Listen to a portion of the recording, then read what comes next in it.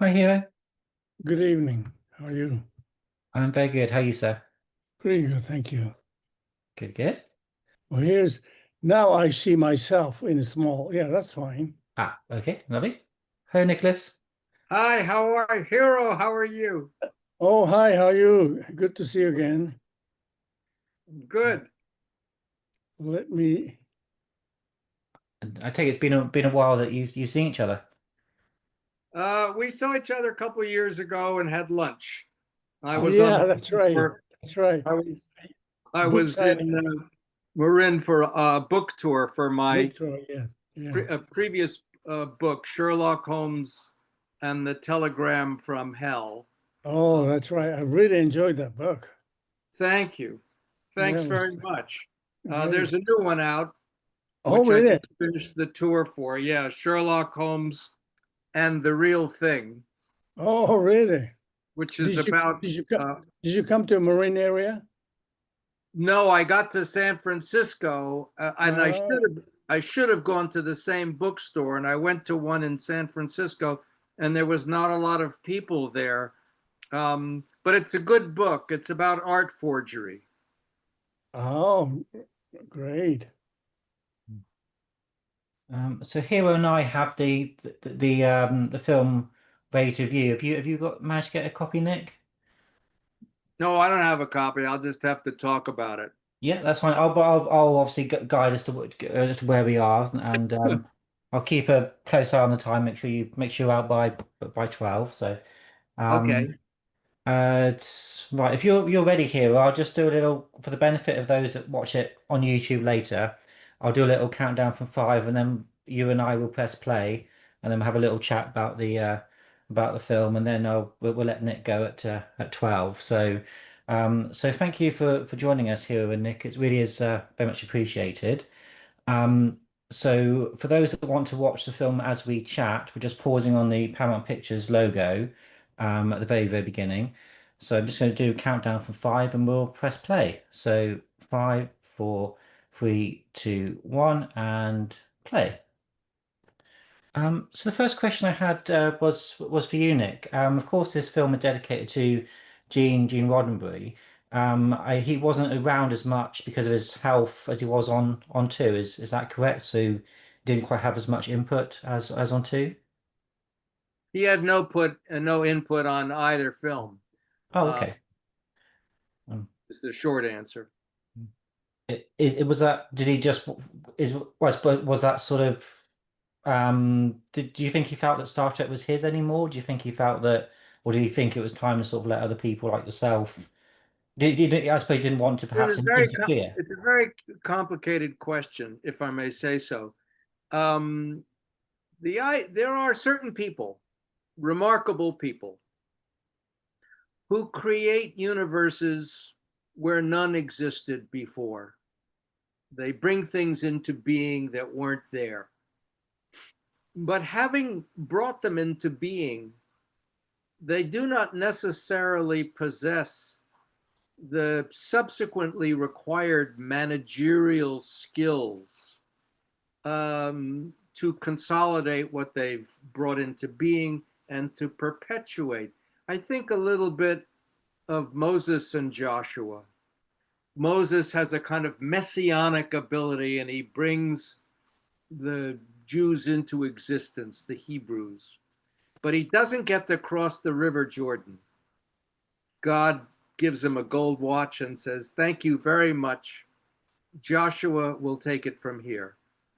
And Joshua isn't a messianic person.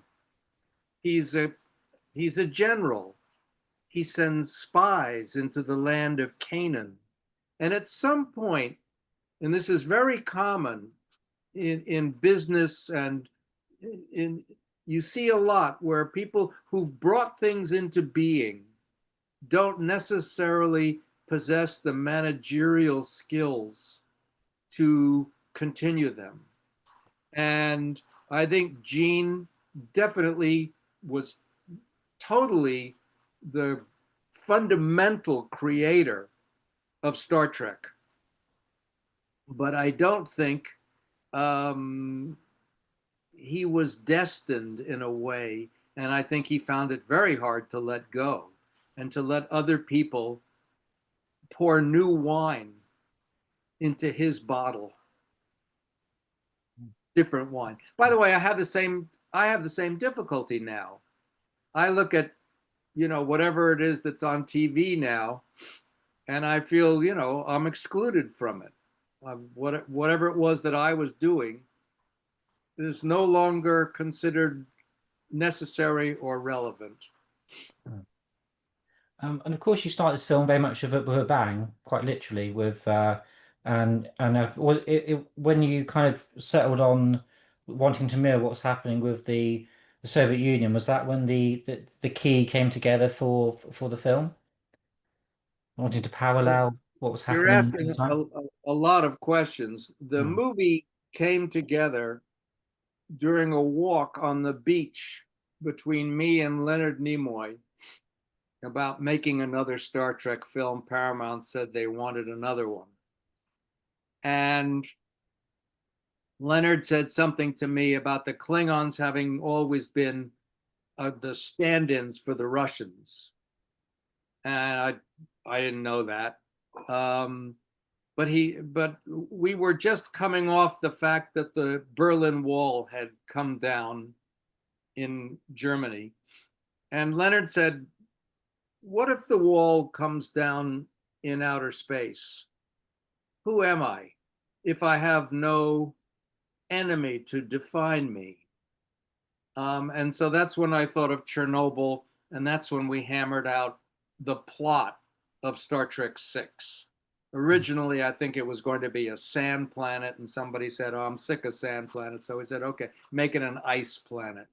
Um, the other thing that we're probably looking at or listening to is Cliff Idleman's music for the opening credits.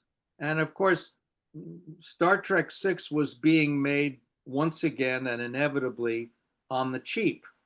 So there's no way I could even, in the original, when we did The Wrath of Khan, I couldn't afford Jerry Goldsmith. So I wound up with James Horner.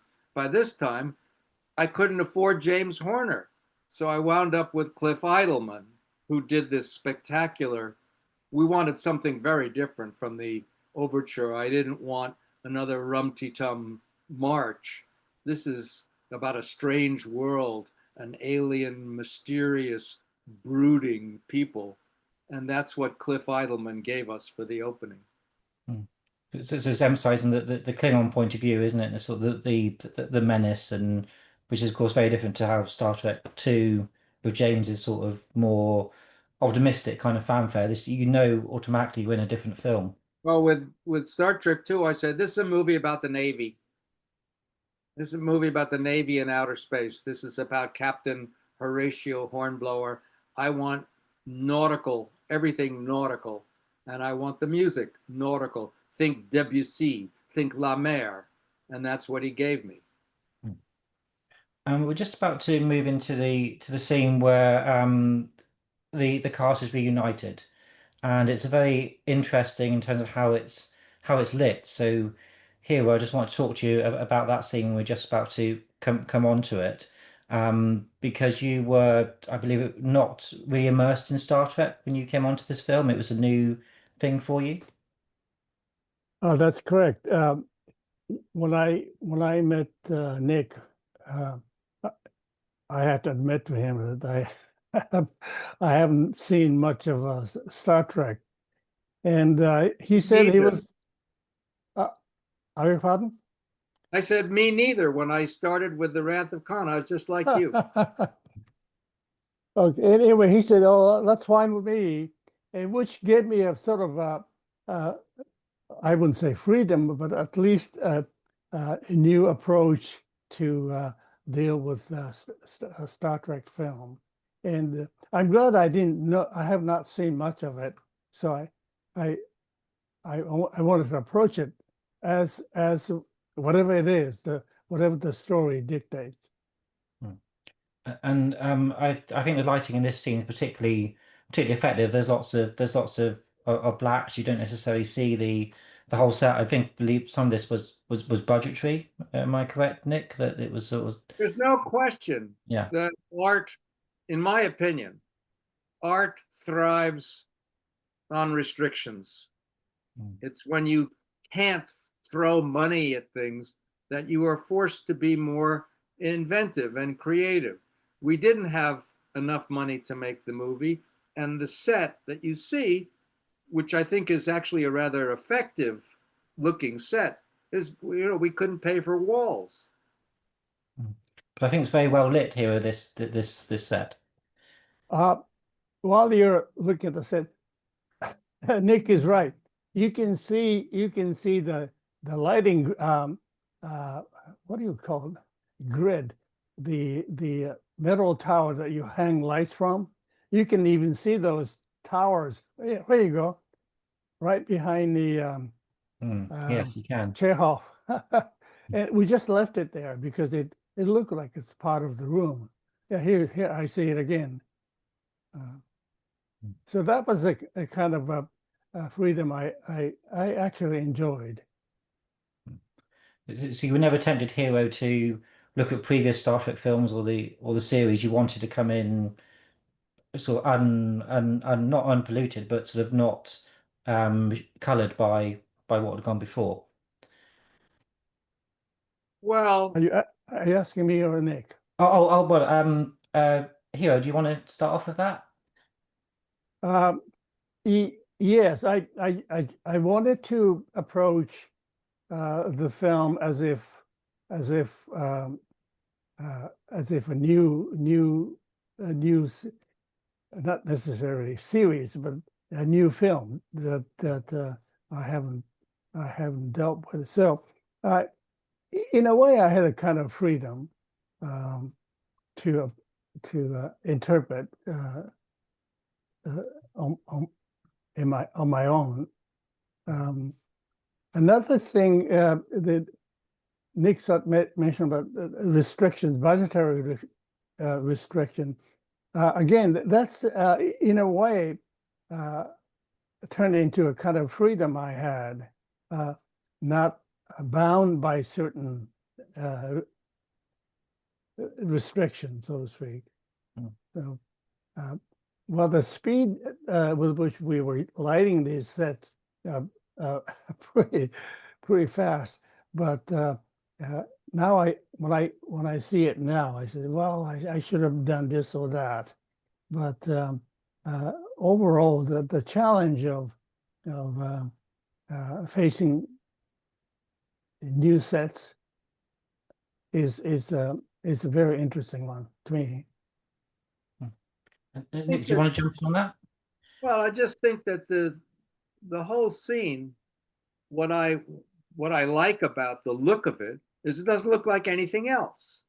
I don't, I haven't seen, uh, and it doesn't, for whatever it's worth, it doesn't look like a set in a conventional way. If, for example, you look at some of the sets for Star Trek 4, where you see Starfleet headquarters and stuff like that, they don't look anything like this, or this doesn't look anything like them. So, and it's also supposed to be a top secret, um, very secret, very hush hush briefing, and we want something like that to happen in a special room that doesn't look like anything you've seen before, and it doesn't. And I think that works for the story. And I think it reflects you say, the secrecy, the sort of keeping things in the dark, quite literally, in terms of how the Yes. set reflects the requirements of the scene. Um, Can I just put it on um, stop or oh yes, yes, freeze? of course, yes, of course. Yeah, okay. Now, I think you asked earlier the black actor in a dark room, Mm, which when I was lighting, it occurred to me, yeah, that could be um, issue. It could be an issue for me. But I remember in the past film, I had a lot of black actors, and I was concerned that the contrast with the rest of the set or people may become a problem. But as it turned out, if you add a little bit light, warmer color to his face, uh, he would expose really well. So is that the Peter Brooks or Peter Brooks, yes, Brooke yeah. Peters? But Yeah, sorry, yeah, Brooke Peters, yeah. he exposed very well.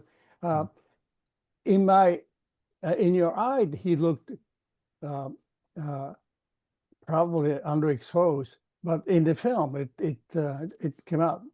I thought it came out pretty well. Mm. Okay, go ahead. I'm going to turn. Yeah, you start again. Yep. Yes, start again. As Hiro mentions, Brooke Peters, do you recall working with Brooke, Nick? Say again? Oh, do you recall, as Hiro's mentioned, Brooke Peters, do you recall working with the actor? I recall it very well because he had a lot of trouble with this scene. Basically, the way the scene is written, Admiral Cartwright is portrayed as a racist.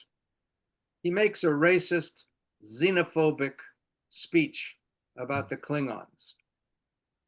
And he couldn't get through it. It was so repugnant to him that he couldn't do it in one take, and we had to do it separate because it so troubled him to do this. I remember hearing years ago that when she was in Judgment at Nuremberg, Marlene Dietrich played the wife of a Nazi general. And she fucking hated Nazis worse than anything, Marlene Dietrich.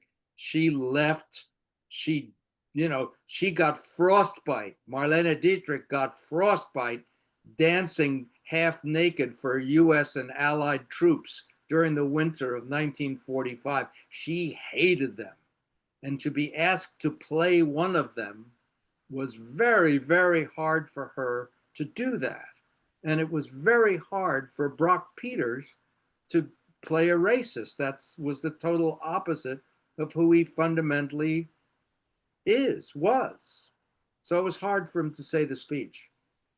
Oh yeah, yes, I can imagine, and I think William Shatner didn't like the dialogue that he had in terms of let them die, and he thought that was a Oh, bit. absolutely, absolutely.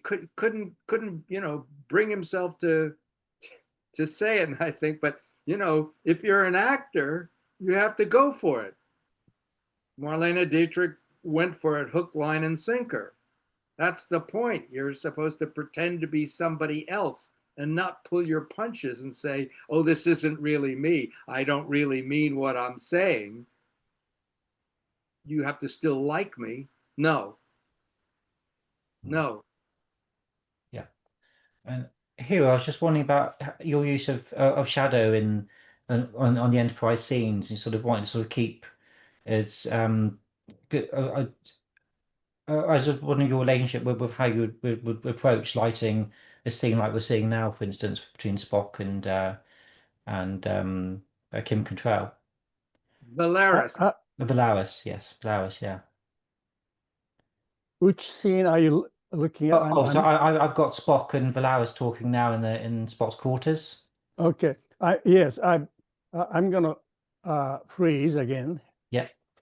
Yeah, those scenes are came out actually pretty interesting. I have to go back to the bridge set. The it actually it was the most challenging set to light because the bridge. Correct me, Nick, if I'm wrong. It's a recycled set, isn't it? Everything was recycled in this Okay. movie that could possibly be recycled, including me. So anyway, I do remember having an issue with intensity of this built-in lights, some fluorescent tubes that I couldn't dim it. And some lights were a bit too bright, but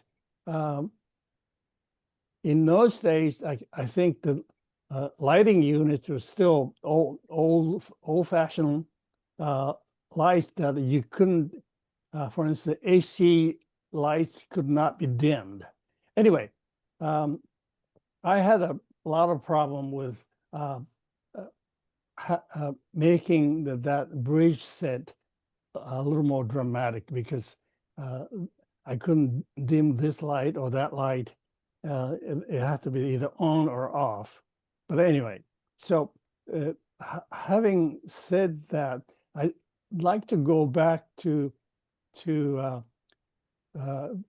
when I met Nick. He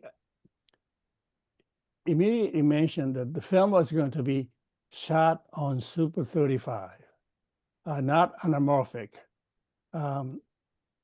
A Super 35, but wide frame, 2.39, I guess, to 1. And that was a very interesting proposal, because I've never done it. To shoot the film in a Super 35, wide frame, and then eventually transfer to anamorphic format, enlarge it and shrink it onto a Super 35 frame. In the end, it came out, it was an advantage to me, because in the end, even though enlargement caused a little bit of gain in grain, but overall sharpness of the film was much better than shooting on anamorphic. So what we're seeing now is a blown up version of Super 35, framed as wide 2:1 or 2.39 to 1 ratio framed. And I was very pleased with the result. And I think I'll mention to you later that the advantage of shooting Super 35 really saved my time in lighting the set. So back to this scenes and the scene between Nimoy and Shatner. There, the lights were not built into the set, so I had some freedom of making this more dramatic. It is possible that Nick mentioned make it dramatic. So I think if I can interject, if we're talking about Spock and Valeris in Spock's stateroom, Yes. these are two mysterious people, Spock and his protege. And I think what the scene is about is two people talking past each other. They are not understanding one another. She is trying after a Vulcan fashion, to communicate what in a normal person would be tremendous anxiety. This is her version of tremendous anxiety. And as he later says in the film, and in a very uncomfortable scene for me in the film, where basically he's waterboarding her. I don't like to look at it now. She says, "I tried to tell you that night." And he says, "Neither of us was listening very well that night." And she was coming as close as she could come without being indiscreet. about the plot to sabotage this thing, which she felt would ultimately be bad for the Federation, would be bad. Um, and I sometimes wonder, because what this movie is about, remember, this is the movie which is about the collapse of the Soviet Union. And a lot of people said, oh, yes, this is the end of history. Francis Fukuyama at Harvard said, "This is the end of is this the end of history?" And it turns out not only was it not the end of history, but history has gotten worse. Um, and so this scene is a sort of prefiguring. It plays entirely differently if you've seen the movie already. If you watch the movie again, you say, well, she's trying to tell him. Yeah, she's reaching out, isn't she? She's sort of saying, well, we've got this plan, but almost in desperation, wanting to avoid it, isn't she? She's sort of trying to sort of either get him on board or somehow And maybe find a he way out of it. sounds like, and he sounds sententious. He sounds like Polonius. The universe will unfold as it should, and so forth. And um, he, for whatever reason, and possibly because she is his protege, he's incapable of uh, having sort of thinking critically about her. And the scene is meant to be also mysterious. They're doing Vulcan things with what they're drinking and the potion that he's preparing. So, yes, we wanted it dramatic. It wasn't supposed to be in broad sunshine or something. Shall I turn on the Oh, yes, movie? yeah. Should we continue? Yeah. Yeah. Yeah, I do remember Nick mentioning keep it mysterious. She said, I don't need to see everything. So that was fun. That was fun. And you say, Nick, that you were uncomfortable now watching that. You say what is like waterboard torture. If you could change it, do you know how you might make it more palatable in your eyes now? Well, I don't know the answer. I do know that if I were writing the screenplay, now that we know that George Bush was farming out torture, um, and these places in other countries, and I suspect Donald Trump is doing exactly the same thing. We outsource torture, um, and I realized that what Spock is doing to Valeris is certainly the way it's played, and Hiro will either agree with me or not, but sure looks like torture to me when you see that scene. Um, I would want to have written it in another way so that he tricks her into giving the information, not that he squeezes it out of her. Yeah, I think it works very, very dramatically, and I think it's a side that you don't see of Spock. But given, say, certain things we know now, yes, would you want to have it like that? There's Um, also something sexy about it. there is actually, yes, There's yeah. something sexual about it. Yeah. Yes, there is.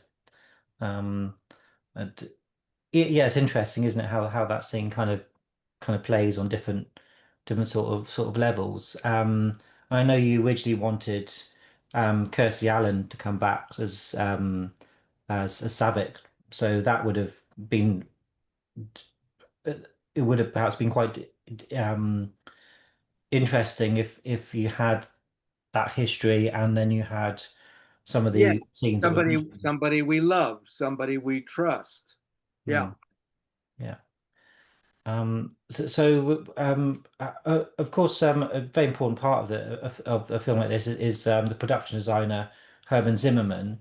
Herman is somebody that both you guys would have been involved with. Do you remember working with Herman and sort of the some kind of the conversations and direction that you guys would have had with him? Um, Well, I can remember what I said. I don't know what Hiro remembers. Hmm. Hiro, do you want to start? Do you remember working with Herman? My recollection was not great. um, well, he first told me very clearly, very openly, that there's a tradition of Star Trek, and he said that we must stay within that tradition. I'm not quite sure what he meant, but I think when we suggest, I don't know if you, Nick, if you remember, the one of the corridors in the scene, it looked brand new, and I think you may have said that. Well, this ship is uh, brought out of mothball, and it should look not brand new, but used. And Zimmerman said was not happy, and uh, uh, he wouldn't age the corridor set. But eventually, I think he was convinced that, I and think that one reluctant. of the things that I've discovered um, when you work on a series is you work with a lot of inherited stuff, not just the sets, but the ideas are inherited, things that are sort of hand-me-down things. And and I don't know that this is right or wrong, but I just think I I never kind of responded well to that. I just wanted to do it my way. I'm not maybe a good team player. I wanted the thing Excuse to me, look like a excuse me. submarine. In my experience, which is limited, when you go on board warships, they are not built for comfort. Now, of course, the Gene Roddenberry crowd would say, well, this isn't a warship. It's an exploration vessel. It's more like Jacques Cousteau, if you like. Um, or he said, it's not the Navy, it's the Coast Guard, and things like that. Important distinctions. But I guess from to my way of thinking, um, it was much more exciting, more dramatic if the things were cramped, that they looked uncomfortable, that there was always sort of writing on the wall, literally writing on the bulkhead saying, watch your head or something that made you feel that you were on a ship of some kind. Um, just to, I don't know if we're running or we're holding film at the moment, but I would like to say that it's interesting the things that influence you, the things that influence you, because there are influences that you are aware of and influences that you totally absorbed and you completely forget that you absorbed them. And it wasn't until many years later that I rewatched a movie that had played a tremendous influence on my Star Trek movies, and that was a movie called The Enemy Below. Did you ever see The Enemy Below? I have seen that. Yes. Yeah. Okay, so it's a good trivia question. Who directed The Enemy Below? It was Mm. nobody ever gets it. It's Dick Powell. Dick Powell directed The Enemy Below, and Yeah. it's a duel I'm gonna between. I'm gonna freeze the frame. Okay. Yeah. It's We're a free. Yeah. it's a beginning of dinner sequence. Oh yes. Yes. Yeah. Let's just Okay. hold it for a second. Mhm. Um, the Enemy Below. Robert Mitchum is a destroyer captain, and he's playing cat and mouse with a German U-boat, and the captain is Kurt Jurgens, is the German U-boat, and that all wound up being used in the Mutara Nebula in Star Trek II, The Wrath of Khan. But the whole idea of ships at sea, as opposed to Holiday Inn or something fancier, that was not of interest to me.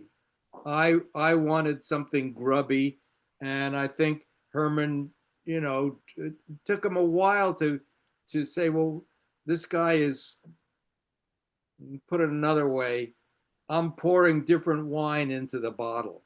There's the Star Trek bottle, and you can't change the shape of the bottle. And Herman, I think, Zimmerman was thinking that I was maybe changing the shape of the bottle. And from my point of view, I was just pouring a different vintage. Would you agree with what Nick's saying, Hero? That was kind of the Absolutely. I remember that some of the conversation between Nick and Zimmerman. Mm, Uh, yeah. I do agree. Yeah.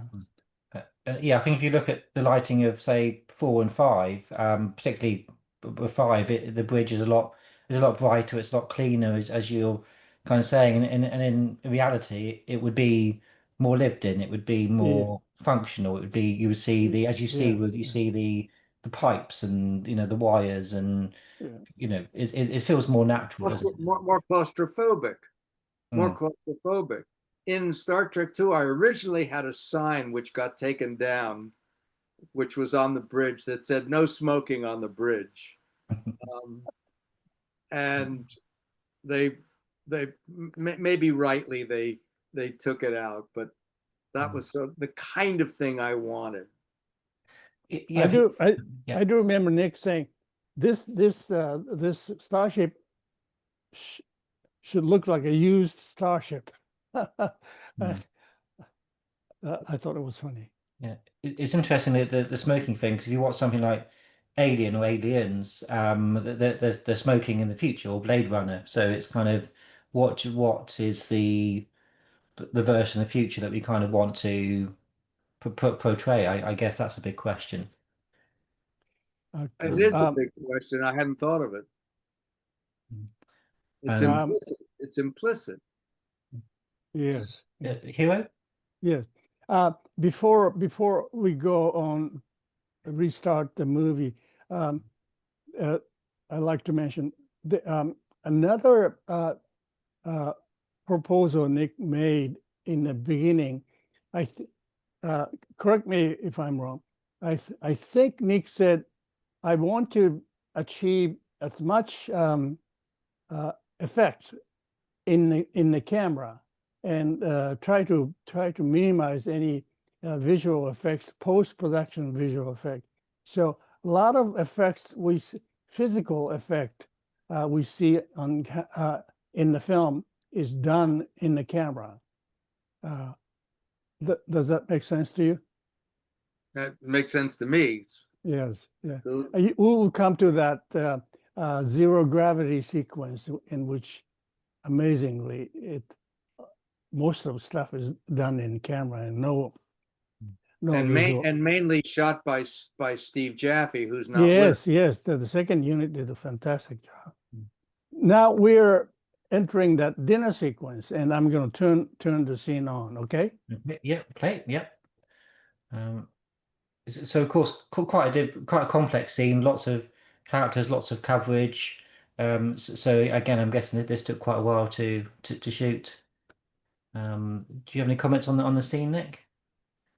Well, I have several. There's what the scene is about. There's how we shot the scene. There's lots of ways to sort of watch this and dissect it.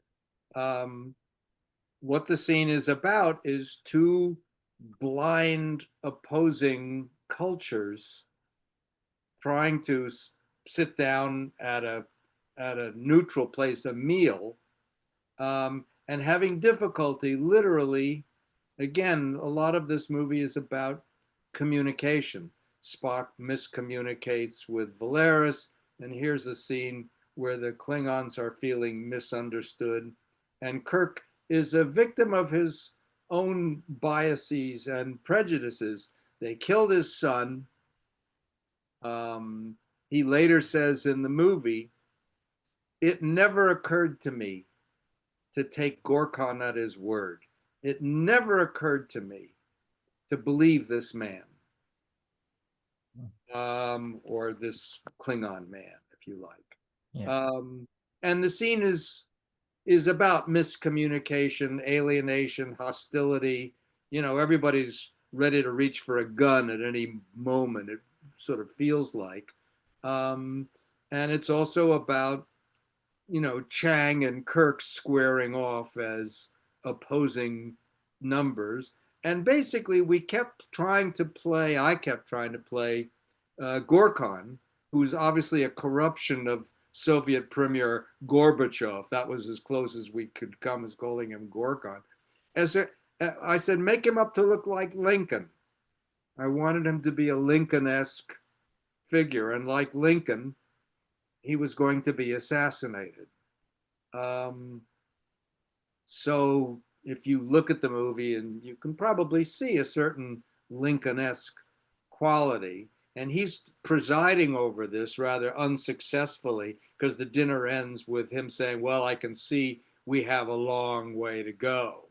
Um, so yes, inevitably, there's a lot of coverage, a lot of different, points of view, literally as well as physically, are being expressed in the scene.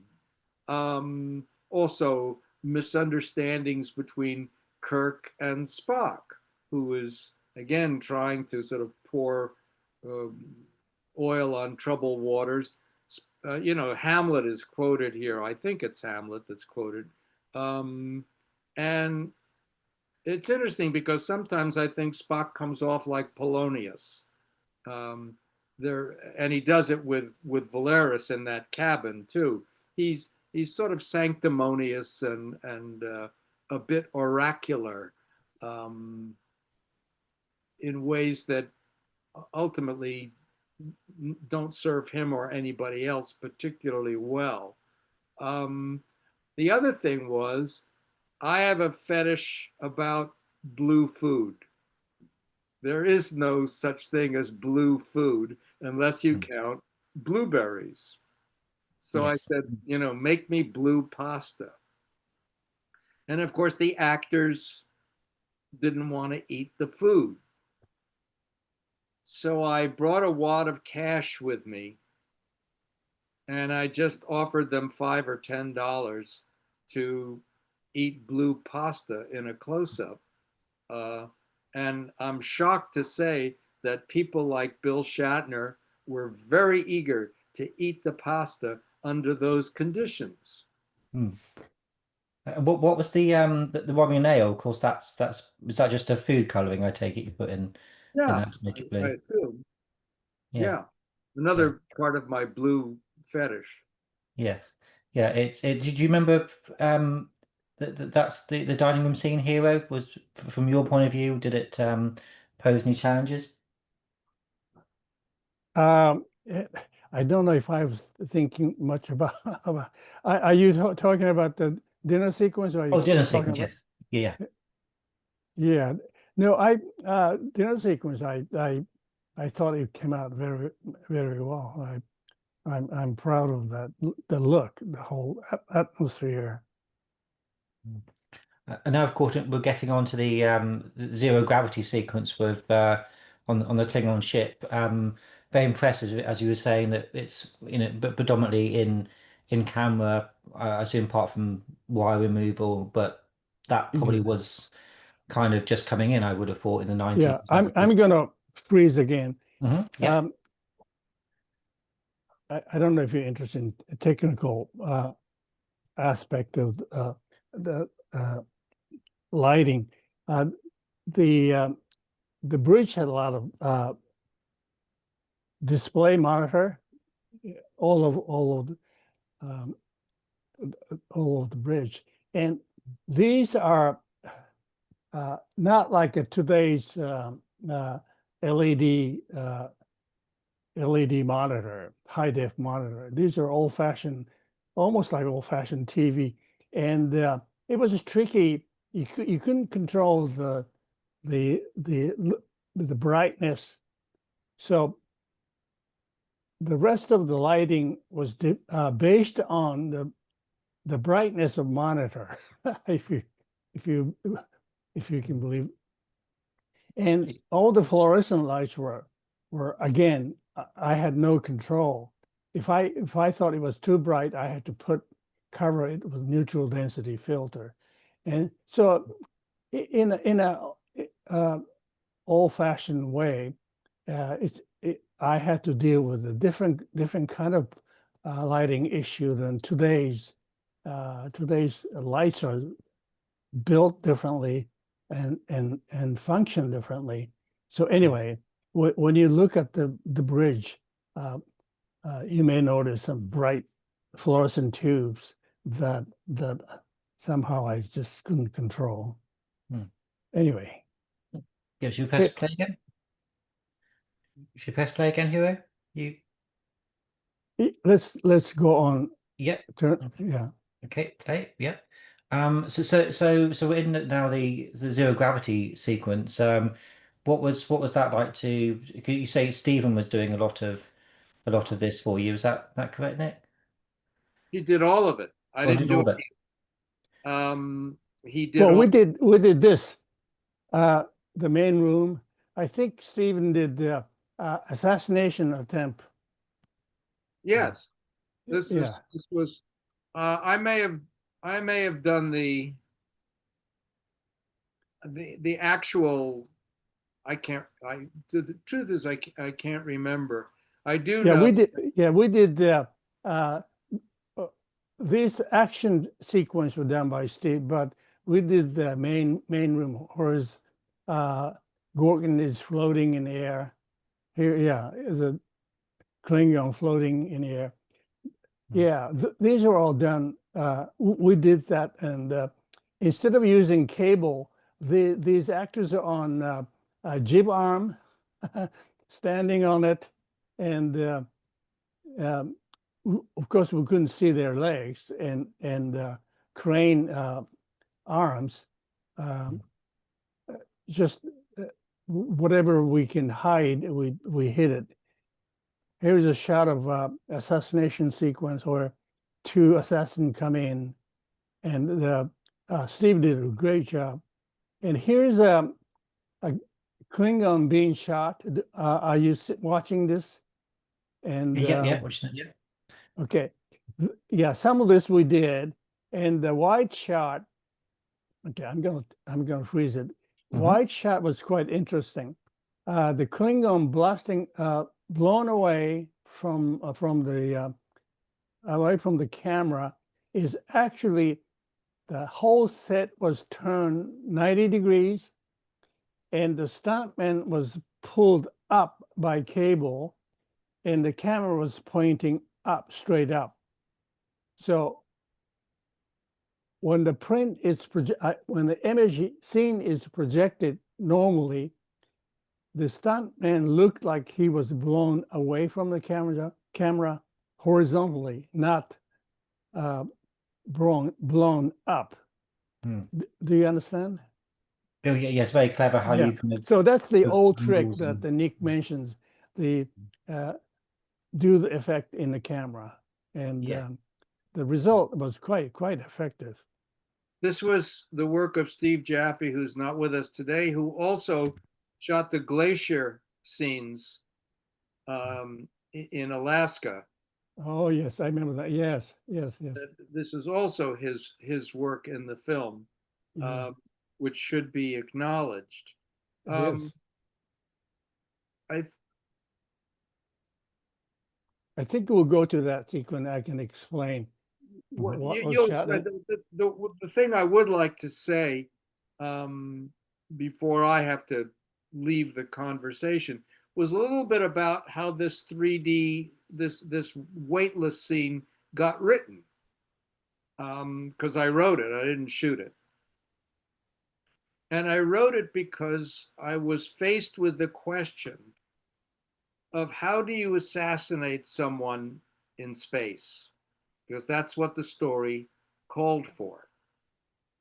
And I found myself wondering that when I looked at pictures of the space station, everybody is floating when I look at film of the space station.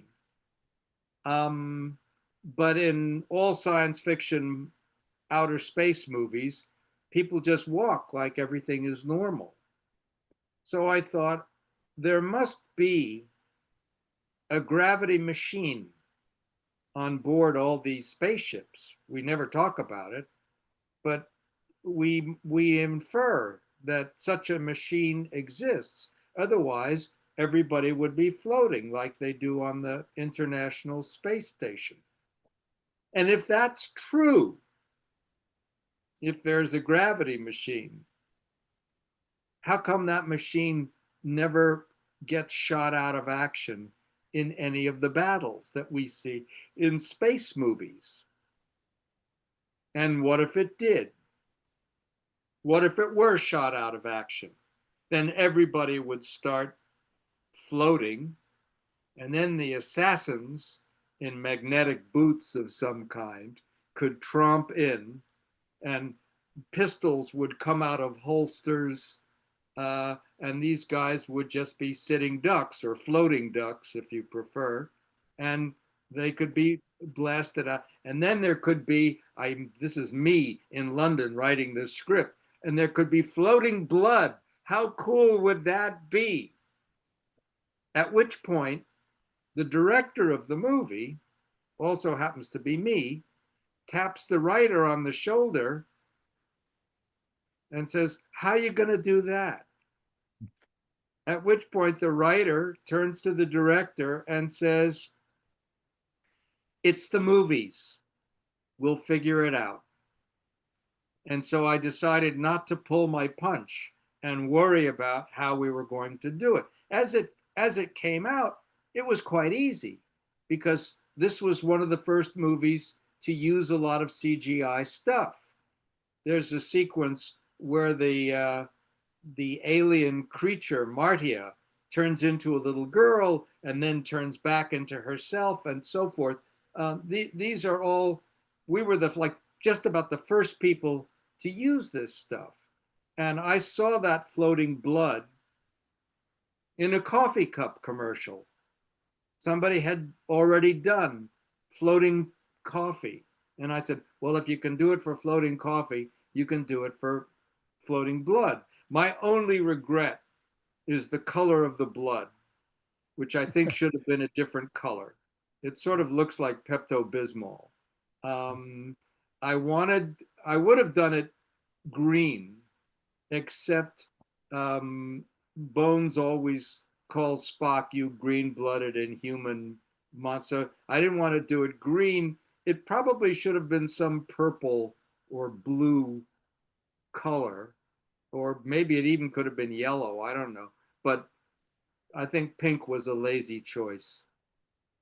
I mean, it's also, of course, anything you do in a Star Trek film or series for the first time, you know that you're setting it in stone. So if we just sort of wrap up your portions of this conversation, Nick, with in terms of the importance of Star Trek 6, because you establish what Klingon blood looks like, that Klingons have no tear ducts, that what happened with the Klingons and the Federation. Do you think Star Trek 6, from a sort of the canon of Star Trek, do you think it's quite an important film because of all these things that you're establishing? Beyond my pay grade. Right. Yeah. And do you think that the Star Trek 6 if you had to compare 2 and 6, do you have a favorite? Or was it like, Choose amongst my children. but what I was going to say is probably quite difficult to kind of, did you like them for different reasons, I suppose, I did perhaps? like them for different reasons. Hmm. Um, and I also am very fond of four, which I didn't, direct, but which I largely wrote. Hmm. Um, I don't think artists are the best judges of their own work. There's a Robert Burns poem that goes, "I would to God the gift he gave us to see ourselves as others see us. I can't see myself as other people see me. I can't see these movies or my novels as other people read them." I think artists, and Hiro, feel free to jump in. I think artists are people who put messages in bottles. And once you lose all proprietary authority or control over your creation when it's finished. When it's finished, it's no longer yours. You've put the message in the bottle is out there in the world, and people are going to find the bottle or they won't. They'll open it or they won't, and they'll pull out what you put inside, but you won't be there when they do, telling them how you're supposed to read it or what it really says. They're going to make of it what they will. Um, I love the fact that Star Treks 2, 4, and 6 are considered the best Star Treks. I think that's great. My name is on them. Terrific. But beyond that, I don't know what to say. And finally, Nick, is there any other bits in the film that are particularly proud of, or that you particularly think are very successful in what you wanted to do? Any sort of highlights we haven't mentioned before you go? Well, there's two things. I loved everything about Rura Penthe and the escape. I loved all that Rura Penthe stuff, which was sort of the name even I took from the Walt Disney 20,000 Leagues Under the Sea, the prison colony that Captain Nemo takes Aronnax to see. Rura Penthe, I borrowed that. The climax of the movie is a total imitation of the climax of the Manchurian Candidate. It's almost a frame for frame ripoff. Um, and I just rewatched the Manchurian Candidate, and I remember, oh yes, this movie made a tremendous impression on me. There's a big meeting going on in Madison Square Garden. We know there's going to be an assassination attempt. At one point, we see the assassin with a briefcase. You see it in Manchurian Candidate, and you see it in Star Trek VI, The Undiscovered Country. I will also say, and then I do have to go, that I wanted to call this movie Star Trek VI, The Undiscovered Country. I wanted to call Star Trek II The Undiscovered Country. And at that point, somebody else that I didn't have enough power decided to rename it The Wrath of Khan, which I always thought was a really stupid, on the nose title, and I argued and whatever. So on Star Trek VI, I said, this time we're going to call it The Undiscovered Country because that's the line from Hamlet, To Be or Not to Be, when he worries about what happens after death. The undiscovered country from whose bourne no traveler returns. And in this case, the undiscovered country, not death, but the future. This is a movie about what kind of future it's going to be. Have we reached the end of history and so forth? But the marketing department at Paramount says to me, well, we're not happy with the title. We think it's soft. And of course, they didn't know what the line came from or couldn't be bothered.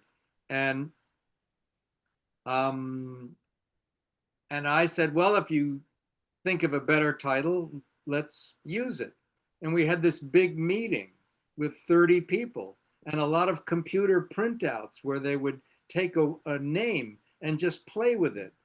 Bridge, bridge from yesterday, bridge to tomorrow, escape on the bridge, or what was the other one? I can't remember, but they would, and I insisted on, I said, well, does anybody like bridge from yet? Oh, escape. Another one was escape from yesterday, escape to tomorrow, escape to, and I said, you've shot your wad here. You had the final, the ultimate, the last, the the frontier. No one's paying attention. You have to throw them a curveball. And after we went through about 6 of these titles, they said, okay, you win. And when the movie came out, and it was, again, the biggest weekend in box office history or something when it came out. And the next day at Paramount, my friend Lucia Ludovico from the PR department said, oh, thank God we didn't change your title. And I said, Lucia, you haven't learned a thing. The title doesn't matter.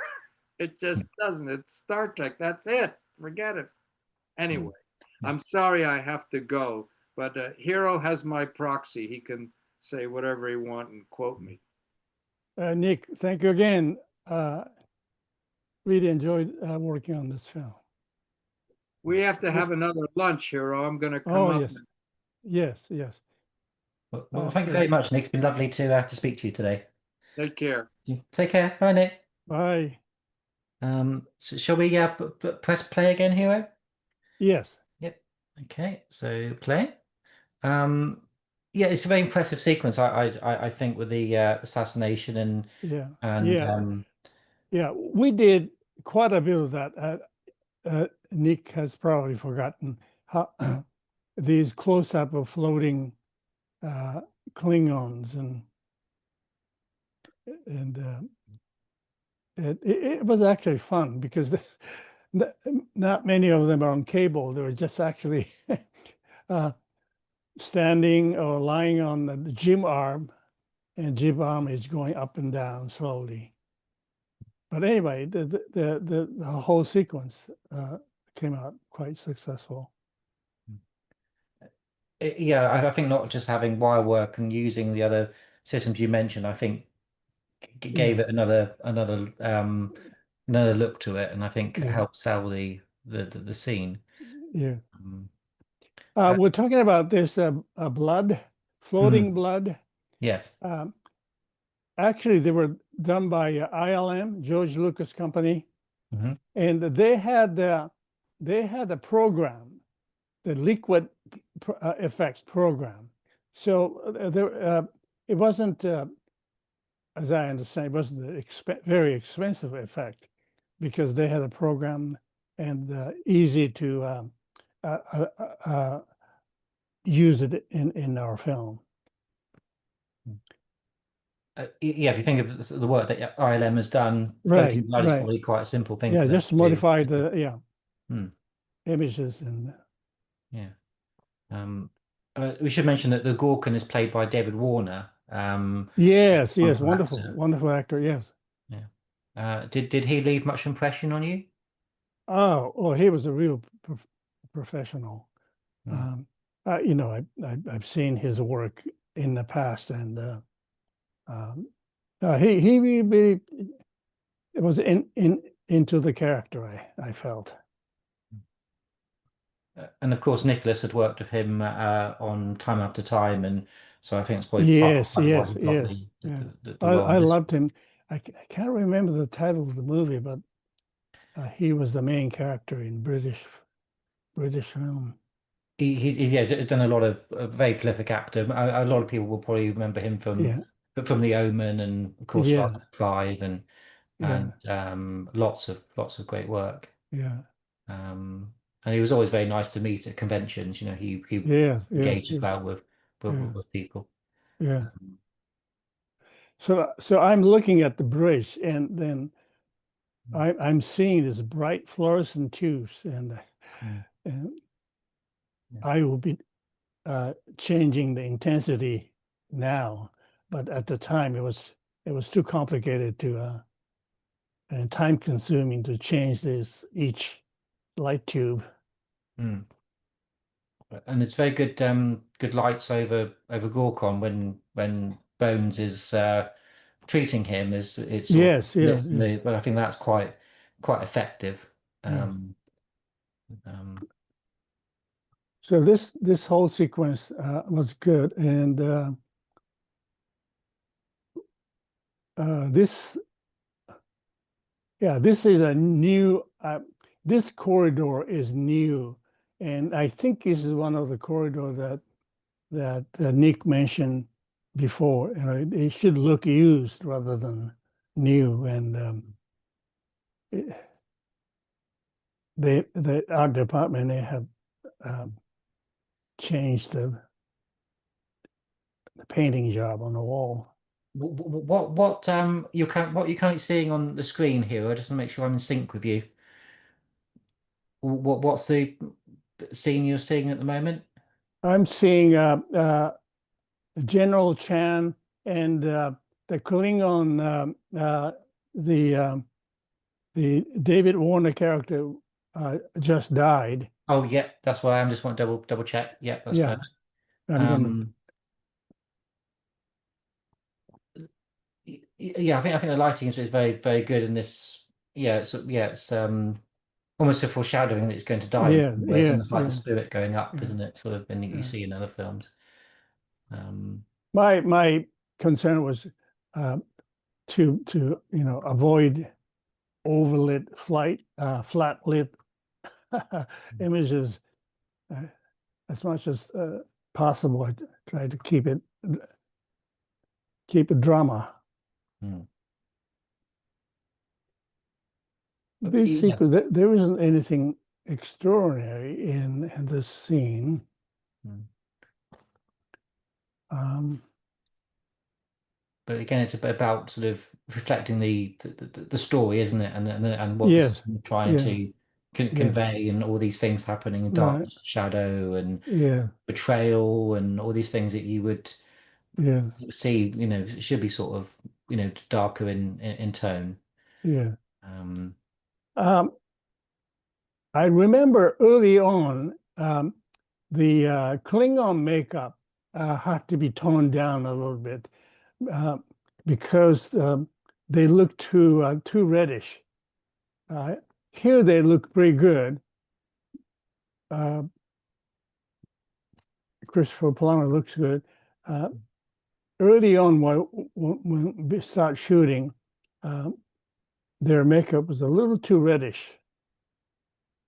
Anyway, so again, that's a concern from your point of view, isn't it? Because you've got to yes, think yes, I think how so. Yeah, the actors. So you would have advised it to be a little bit yeah, toned down yeah, a bit. That's yeah. interesting.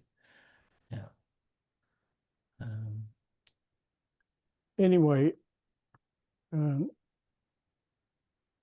and you have sort of cleaner, and again, even within the Federation headquarters scene that we're seeing now, you sort of it's still again sort of shadows on the ceiling and everything, sort of yeah, keeping that sort of tone going.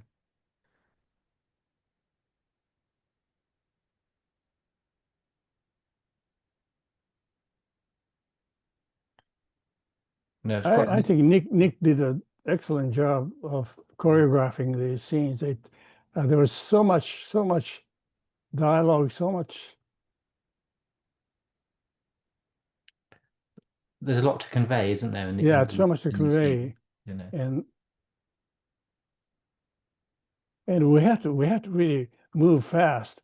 Um, the shooting schedule uh, was about 8 weeks, which I think is uh, quite few for this scale movie. Well, if you think a lot of films like Raiders of the Lost Ark, 100 Days, 100 days Yes, is yes, fairly yeah, for yes, a big budget, but of yeah, course, as Nick alluded to, this is kind of shot on the cheap, really. right, yeah. And because when Nick did Star Trek 2, that was actually produced by the television department of Paramount, not the feature department. Oh, So really? Nick, of course, was very used to Oh, doing it okay, kind okay, of yeah, quickly, yeah, which I yeah. think helped from this point of view. Um, how was Nick to work with as a director? Sort of, as you say, he's Oh, moving. what wonderful, wonderful. Mm. Um, Yeah, uh, he really had a control of actors. Um, it's amazing to be able to deal with so many characters, so many actors. Uh, Most scenes involve more than more than half dozen characters and he was able to really orchestrate um, orchestrate them and choreograph the scenes uh, and he had a great sense of humor, Mhm. which is quite rare, I think. I imagine that's quite useful on a set, particularly when you're Yeah, making dark stuff. yeah, yeah, and he's really bright, and when actors uh, I didn't agree with Nick. Nick had always had fantastic lines to tell them and quote Shakespeare's and other great writers. And the actors had no more argument to make. Yeah. Yeah, the one thing this is the second time I've spoken to Nick now, Uh, and again, frustratingly briefly, because last time he had to run out too, and of course uh, the man is always, so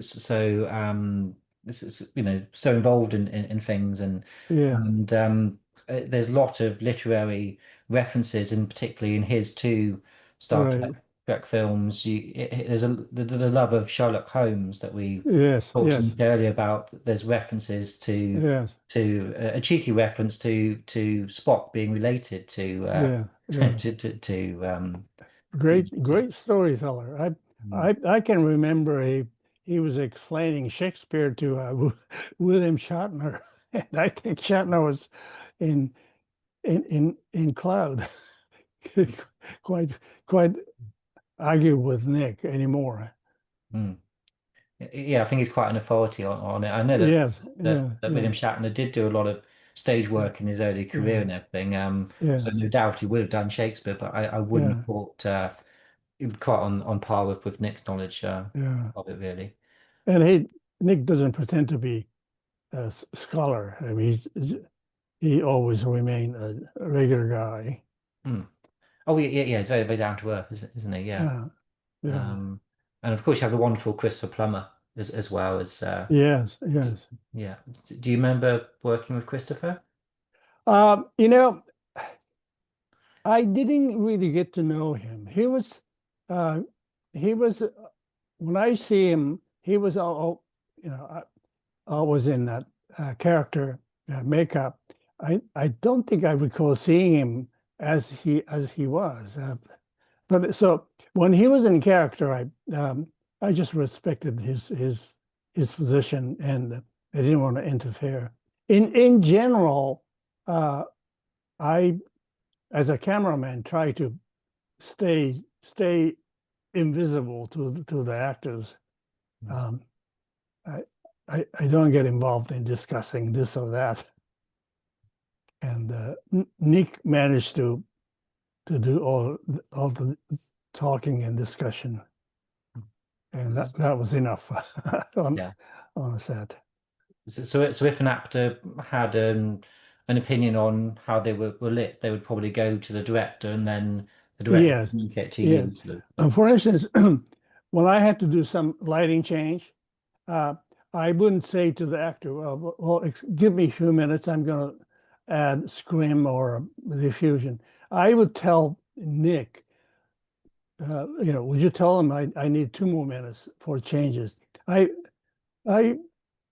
it intentionally avoided having dialogue with actors, which, you never know, that may distract distract them from acting. I mean, stay in character. So anyway, hmm. um, in my past, I very few actors I open sort of chat. Hmm. Yeah. So you're more observing of Yeah, what yeah, they're doing, sort of thing. yeah, Um, yeah. so this is a rather wonderful set, especially for so we've got to give Herman Zimmerman wonderful credit on this scene to do it on the budget that you had, but so much of it, of course, is the lights that you have over Shatner and DeForest Kelly. Um, It, yes. so do you remember much about doing this sequence, the trial? Oh, the trials. Are you already at the trial? Oh yes, are you a bit behind, Hero?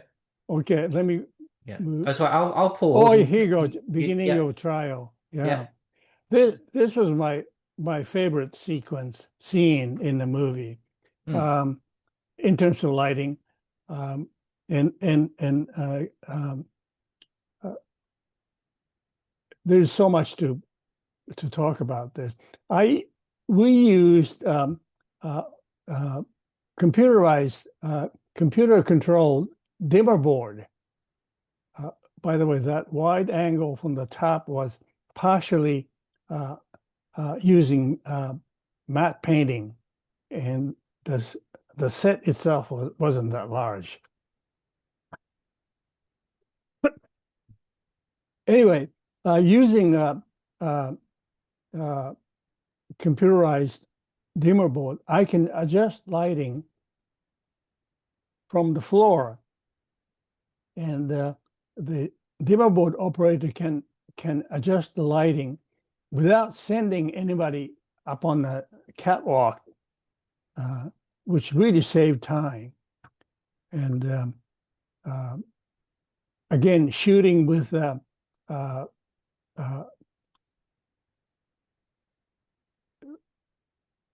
regular spheric lenses, I could shoot with a fairly low key light. I mean, I didn't need to use like f4.5. Instead, I can shoot with 2.2, 2.3, and still get enough depth of field. And in that sense, back to this shooting with Super 35 was a excellent idea. I meant to ask Nick how he came with the idea of shooting the film in Super 35, unless he's done it before on the other Star Trek film. Yeah, I mean, Star Trek 2 is shot in a more traditional widescreen that Oh, really? Okay. you see. Uh, And I think there's two versions of Star Trek 6, the with the theatrical cut and the director's cut. And uh-huh. the how you tell the difference is that is the size of the bars, and if you're going to be Okay. in a layman's point of view. Yeah. So I think when they did a director's edition, part of him what he wanted to do was to put it back into how you guys had originally kind Yeah. of filmed it, because when it was released We practically, it was we exposed the entire Super 35 negative, including a soundtrack area, and but we did not use the hard matte. So Nick can choose from that full frame. Um, the uh, of course, when we're shooting, we framed it as wide, uh, 2:1 or 2.39:1 uh, ratio. But Nick can later decide, what shape he wants to use. I mean, what frame size he wants to use. Mm. So there was a lot more images on the frame than you see Mm. for theatrical production projection. Mm. Yeah, And I think maybe part of it was he wanted to distinguish between the two films in terms of a physical look, but it kind of almost gives it like an IMAX quality, really. right, right. A much bigger kind of Yes, experience, I yeah, think. yes. And I think uh, uh, the latest 4K digital transfer certainly improved the image quality. Mm. It may not be 4K, maybe 2K, but still it's much greater than, I think, better than the original um, theater print, projection print. Mm. Yeah, I think the new 4K, release is Uh-huh. probably a body, better than people would have seen in the cinema. Yeah, yeah. Um, Yeah, again, this Klingon courtroom sequence, Nick did a very good job. He works really fast. He must have. I don't think he had any storyboard, but yeah, he really had it worked out in his head. So it, would storyboards be helpful from your point of view on films in terms of? I do not like storyboard. I mean, if a director has prepared a storyboard, I think he should just keep it for himself. and uh, it's only a starting point to me. When you get to set, I think he should get inspired by the set and the actors, and not relying on preconceived images. Of course, I mean, it's great to think about what you want to shoot, but that's it. Those storyboards should be just the starting point. And in some cases, directors uh, stick with the storyboard so closely, and uh, the great fun is kind of lost Mm. of improvising and uh, cooperating with actors. So I'd imagine that Nick was quite good to sort of have an idea, Both, but then he would yeah, kind of yeah, change both it and way, yeah, improvise and yeah, yeah, yeah. yeah. I mean, I mean, uh, uh, William Shatner had a lot of opinions, of course. Oh yeah, yeah, yes. I mean, this far into his Yeah, run of Star Trek, yeah, yeah, naturally, yeah. yeah. Mhm. But the Kirk, uh, Leonard Nimoy, he he he was into really into the story, but he never said anything about directing. Mm. He really left that to Nick. Uh, Shatner often suggested camera angle. It was so funny. Uh, Nick will listen to it, but never follow his Yeah. suggestion.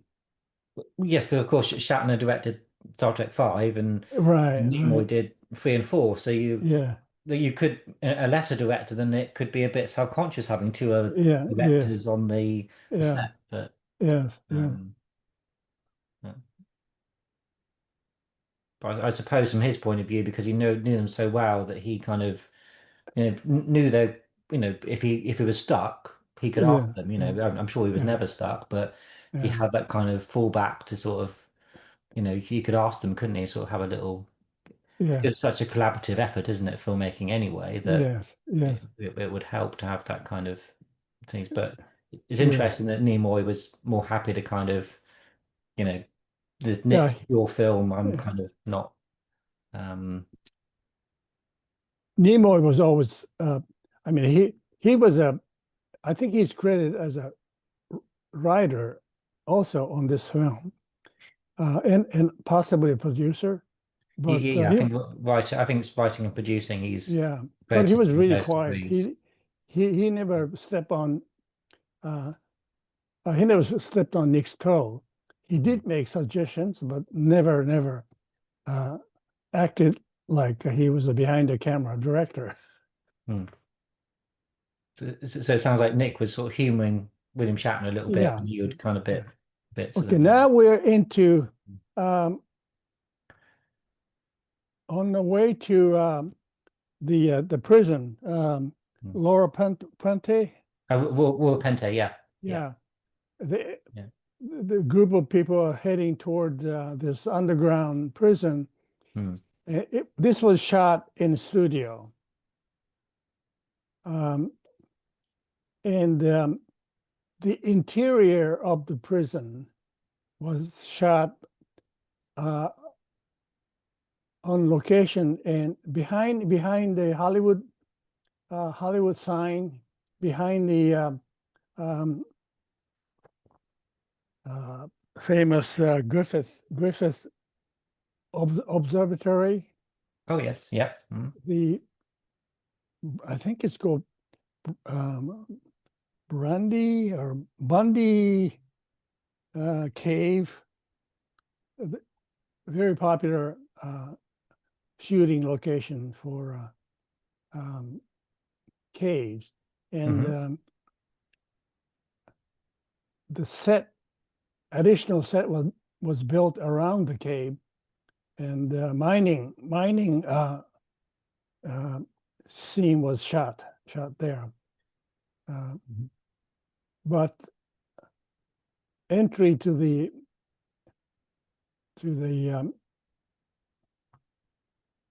prison was shot in a large, I think it was a Paramount stage with fake snow.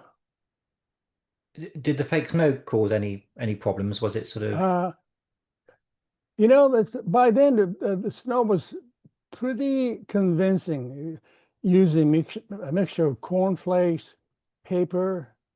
There's another element that fireman's foam, that sort of thing, fire foam? yeah. Um, uh, but mostly paper snow. Mm. And now we're going under the cave. Mm. Yeah, mining place. Not mining place, prison. Yes. And it was a quite pretty large exterior set. Uh, I thought it was well built, Mm. good set. Very good, isn't it? So this is in part a real location, Yes, the real like yeah, gantries and things. Yeah, yeah. yeah. And we had to shoot at night, unfortunately, Mm. Would because the it oh, so go on here. it was built outside of the cave itself, Mm. and the scene takes place at night, so we had to shoot at night. Mm. I was wondering about the lighting on the walls to make it seem like it was a cold environment. Obviously, that's quite a Yeah, well, this part of the prison, um, fortunately, there are a lot of prison lights, so sort of like uh, prisons safety lights or whatever. So we can actually have lights uh, wherever we wanted. Um, but inside the cave was totally a different issue. Um, we were not allowed to drill any holes uh, to put clamps or lights, hang lights. So I have to depend on helmet lights of the miners and few other small lights hidden between the crevices of the wall.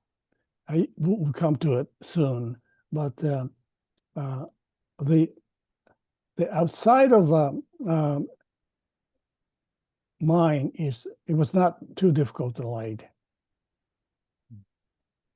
We're back in the ship Mhm. kitchen.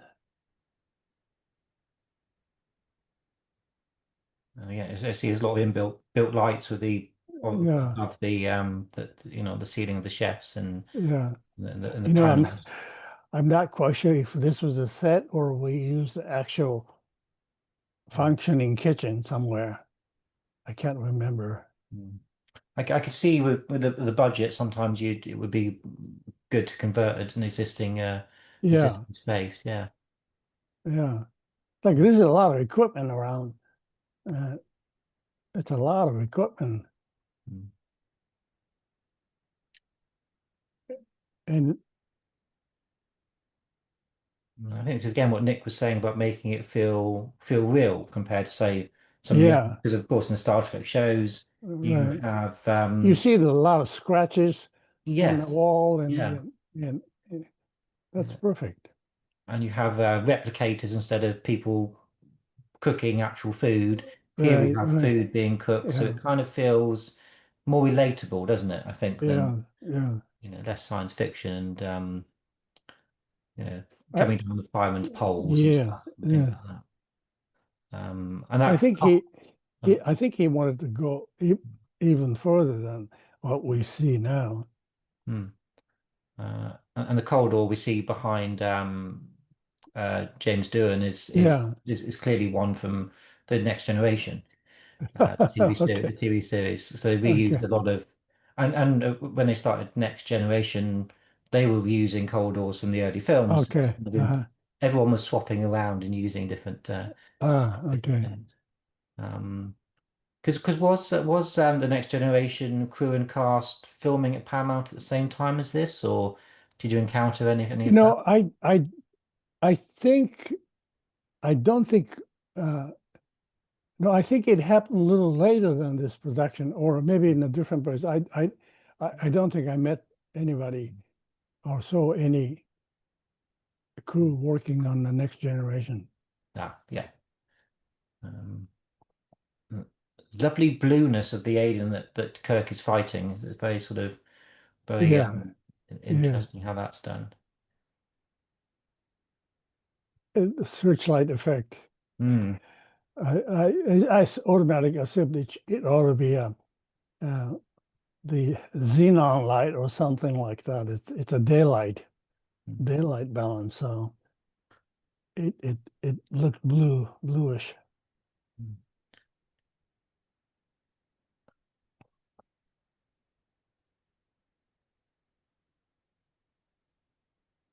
It's very effective with the glowing of the knees and or what you think are knees at the time. Yeah. Yeah, the change in him as a color. I think that was very good. Um, yeah. But were the production allowed to put anything on the walls to sort of like a water-based paint or anything to make it look a bit more icy or That I'm not sure. I'm not sure. yeah. You do get a very good feeling of cold, I think, Yes, yeah. from these scenes. I, I bet it was actually cold. Mm.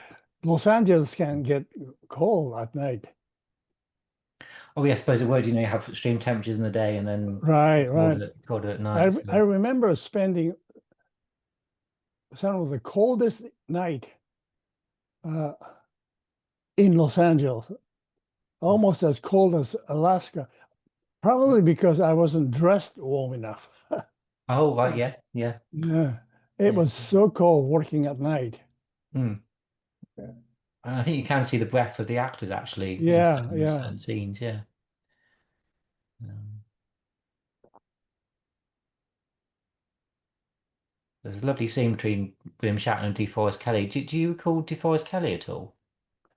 You know, it- all I remember is that he was such a gentleman, and and I think he was getting weak, and off the set he looked very fragile, and I didn't really talk to him.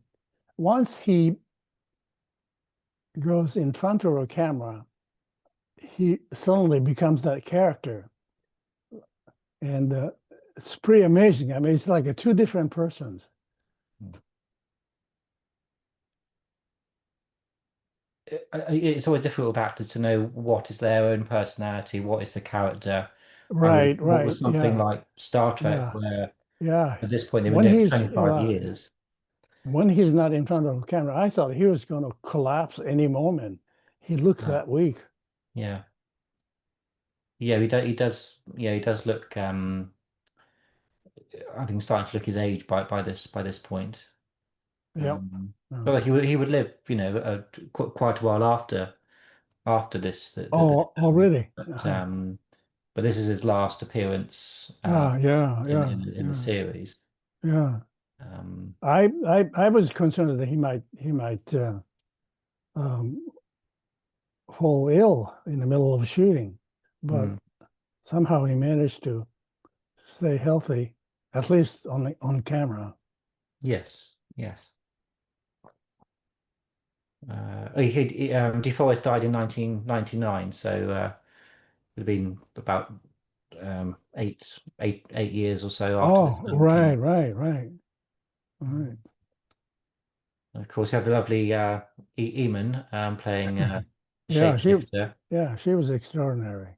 Um, was married to David Bowie, of course. Yes. Right.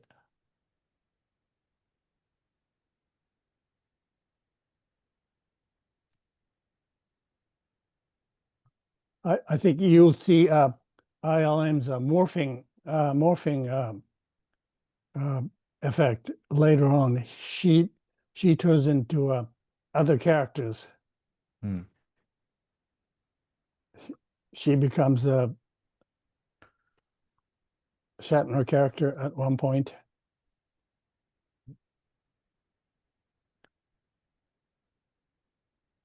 And again, a very good use of lighting here with Sulu and a young Christian Slater as well. Yeah, yeah. Um, So do you know who that is, right? yes, Christian. Christian Yeah. Slater was quite the Right. thing back, well, still is, but he was Yeah. kind of It was so funny that I was told we don't want to recognize him, but we want to see a little bit of him.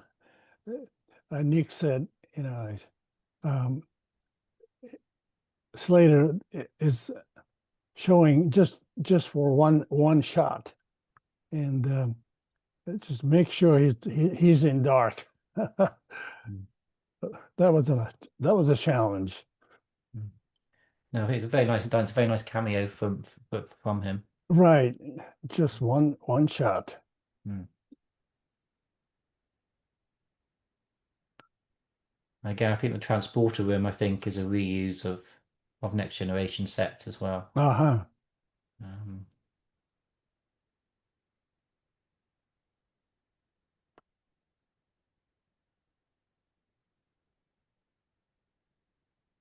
but it's interesting how you say that so much of the lighting is coming off the practical nature of the sets with the blue Yeah, illuminating.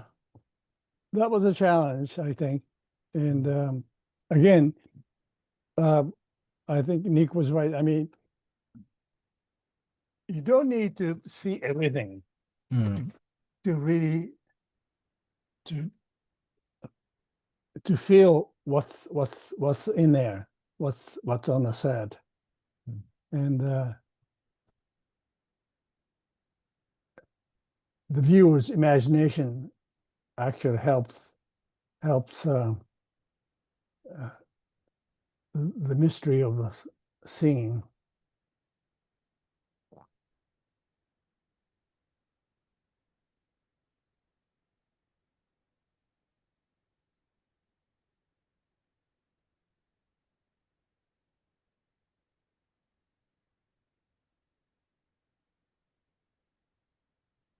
I think this is very effective as the elevator is moving. It's just the old technique, isn't it? Moving a background Yeah, behind it yeah. and Here's a interior of the Bronson Canyon cave, mm, and of course I left it pretty dark. mm, And this is supposed to be an elevator, but yes. the elevator is not moving. Elevator is stationary, and the background is moving. That's a clever effect. Mm. Yeah, very old effect, but very Yeah, effective. yeah.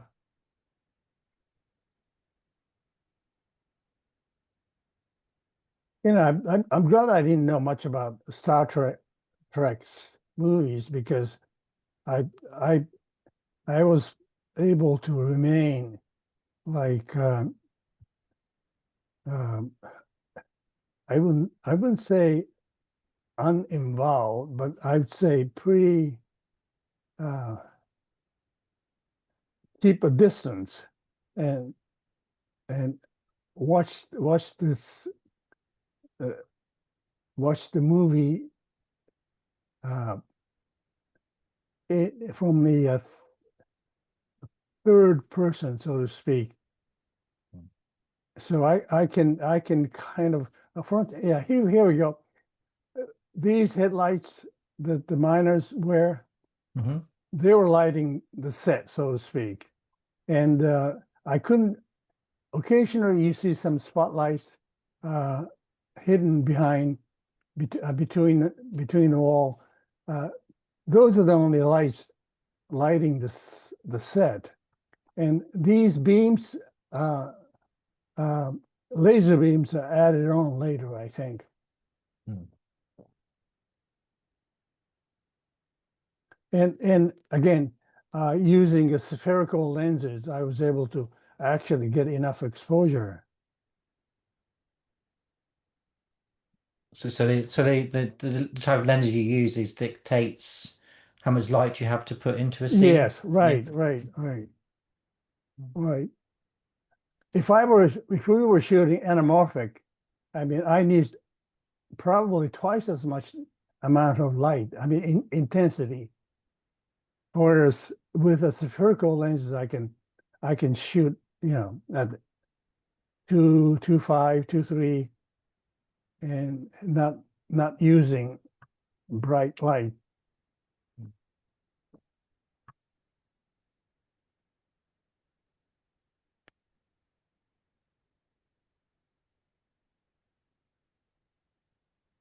You just saw the morphing effect, right?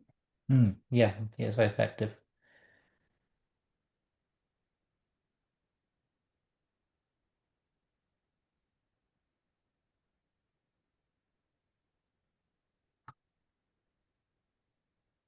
So we're sort of just about to sort of getting to the Alaska Yeah, shoot, aren't we? yeah. So did you go to Alaska with This Stephen? this is, by the way, this is part of actual glacier in Alaska. Mm, Real glacier. I've never seen inside myself. It's really impressive. yeah, yeah. So Stephen went off to do this. Yeah, Stephen, and I went there at the Splinter unit. Yeah. This is a real glacier. Mm, Of course, I've been on glacier doing the Democrat wolf shooting in Alaska, but this was really impressive. mm. We had a helicopter shot.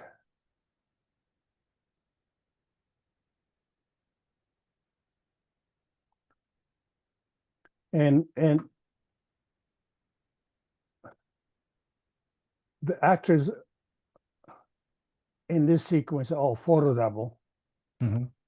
of course. This is the most incredible glacier. Um, yeah, so thick. Mm. See this? It's a real no visual effect. It's a real glacier, edge of the glacier. Mm. It must be quite a sight to see, I would have thought. In Yeah, yes. I I was really impressed. Yeah. One of the best things I ever did was I went on a tour in Switzerland, and Uh-huh. we took a helicopter tour around the mountains, and they Yeah. landed on this glacier. You're in a bridge, right? I've just gone back to the glacier shots at Yeah. the moment, The but bridge. yeah. You can see all these lights Yeah, in the background. So those are built-in lights, and yeah, I didn't have much control, yeah. unfortunately. Because of course nowadays you'd probably put those in the This post-production. close-up of uh, um, Forrester Yeah. was actually shot um, in the stage, Hmm. and it sort of matches pretty well. Oh yeah, yeah. So it's seamless, isn't it? Really? Yeah. Yeah, this is a real. So Today, you don't have to hmm. shoot like this. I mean, you can digitally create that much landscape. But it's something rather wonderful about actually going there and it being for real. Yeah, that was Mm. quite an experience. So was it a couple of days you went over to Alaska? Uh, I think about a week. A week. Okay. Yeah, from the hotel to the glacier to the location, it was like a few hours to travel every day, Mm. and you can only shoot so many hours before the weather changes or whatever. And I Yeah. think we um, yeah, we spend maybe actual shooting could have been only 3, 4 days, but yeah, we were gone for a week at least. Hmm. Were there any particular challenges that Alaska posed, or was it just sort of a very rewarding experience? The whole film or this particular? Oh, well, with Alaska itself, was it apart from maybe the coldness, was it all? Well, personal, my personally, I had an incredible experience just to be in that uh, environment. Hmm. Um, it it's hard to describe, but you become so small, and the nature is so big and Hmm. magnificent. Yeah, It's an interesting experience. yeah. You certainly get your place in the world, don't you? Yeah, When you go and right, see something right. like that, but yeah, when I went to Switzerland and we took a helicopter and they landed on this glacier and Yeah. they This just is powered down the. Oh yes, sorry, yeah. this, by the way, is a set Oh in yeah, yes, studio. yeah, Yeah, yeah. And so getting a nice light coming off of yeah, yeah. the fire. We have to bury a light, Hmm. and the gaffer did a great job. Hmm.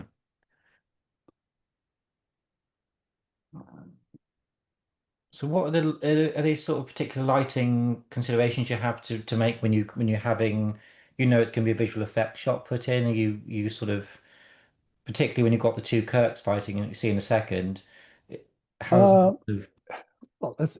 it's hard to say. Uh, I don't know if I had to consider any special technique.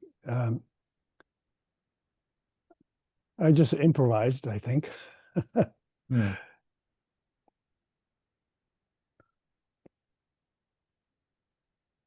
Because it's not something that people would do every day, is it? These kind of quite complex, Yeah, morphing shots and things. So you kind of had to, yeah, yeah, yeah. back in early 90s, it was kind of See, a learning curve w for everybody. when we're shooting the morphing shot like this, it's there's always a visual effect supervisor from ILM, and they will um, they will tell you um, not camera position, but once you set up the camera, don't touch the camera. If you move even the 16th on the inch, the shot is ruined. So anyway, they will supervise you what things you shouldn't do, and after that, they will they will do the effect back in the state their office in So it's quite a San time consuming. Francisco. It's quite a time consuming process, I would have thought, say Right, to right. lock the camera, keep it all, and to put it together.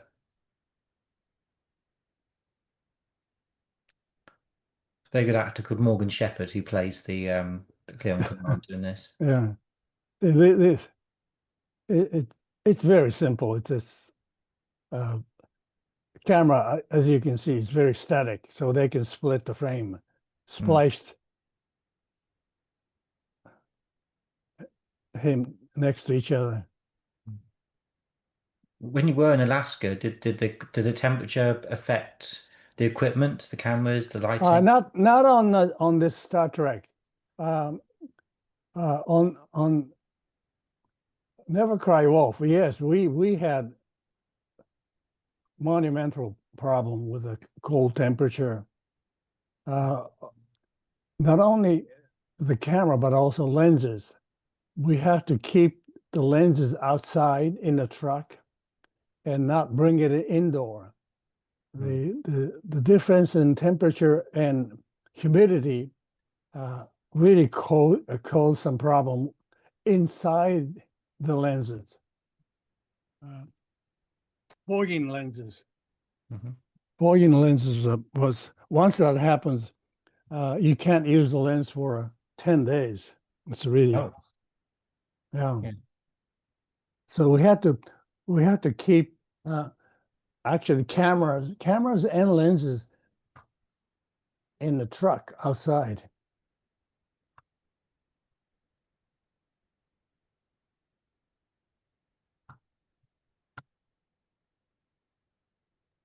This final sequence, not final, but this battle sequence also came out pretty well. Yeah, we're getting to a lot of action in a minute, aren't we? Yeah, Um, really simple and nothing large. mm. Um, I just thinking about the conscious decision that you might have made in terms of lighting the Enterprise versus lighting the Klingon yeah, ship. That kind of shorthand of yeah, knowing where we are because of the lighting, right, you right, know. right. So again, does that come from discussions with Nick, but also maybe Herman a little bit about, the palettes you've got to work with, the color. Right, right.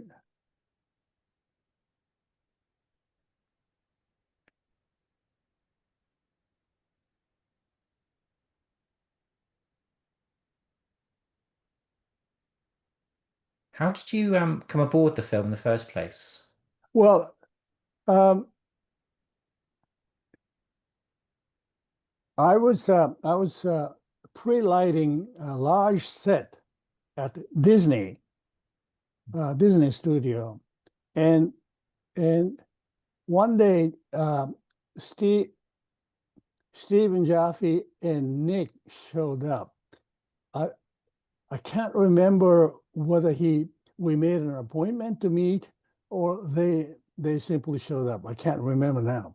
But anyway, Mm. when I was pre-lighting the large nightclub set for the Rocketeer, uh, I was I was using computer computer controlled dimmer board, and the lighting was a little complicated. And I think he came to see the process, or maybe he wanted to see how I worked with large set. Perhaps just come back to that in a second, but this is very well lit. I think the so much darkness and shadow Oh, with the assassin. I yeah. think it's Oh, yeah. I worth remember mentioning this. this Yeah, scene. yeah. I remember Yeah. this. Uh, Very simple set. Mm. Again, you don't see much. It's just a few lights. Yeah. Uh, I think I think Nick was uh, had this idea of darkness and not wanting to see anything else but just these characters.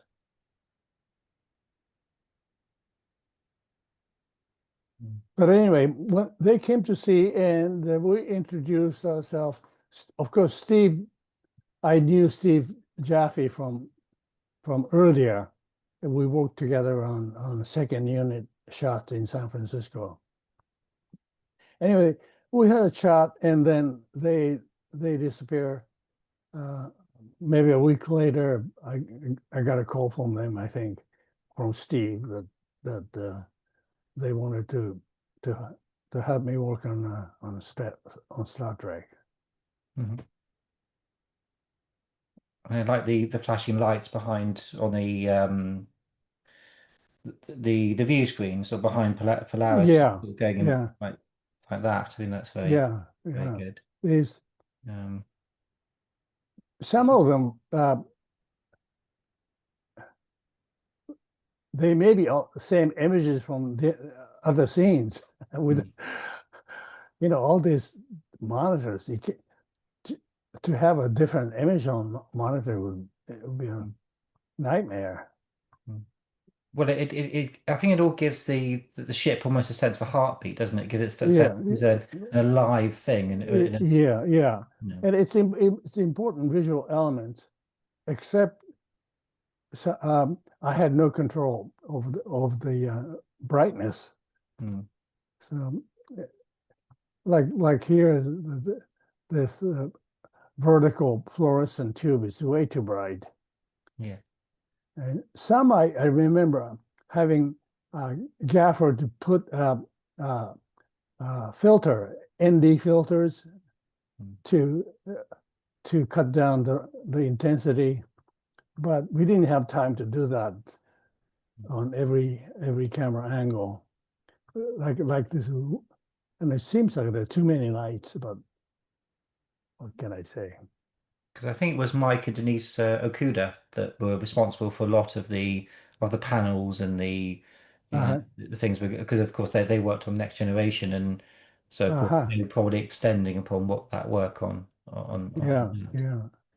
that.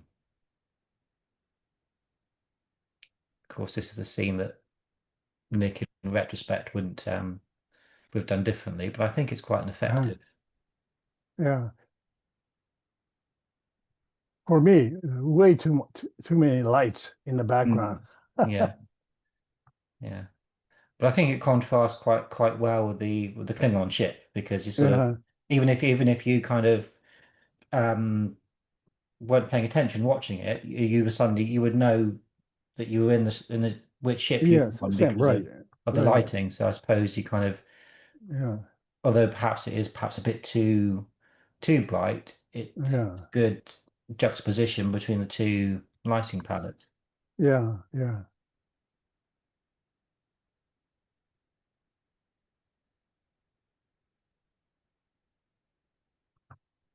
I think another thing's quite effective in the bridge scenes because they could be very static scenes, couldn't they? Because of course got lots of dialogue taking place, but Yeah, the yeah, fact that there's always movement in Nick's yeah, direction, it's yeah, yeah.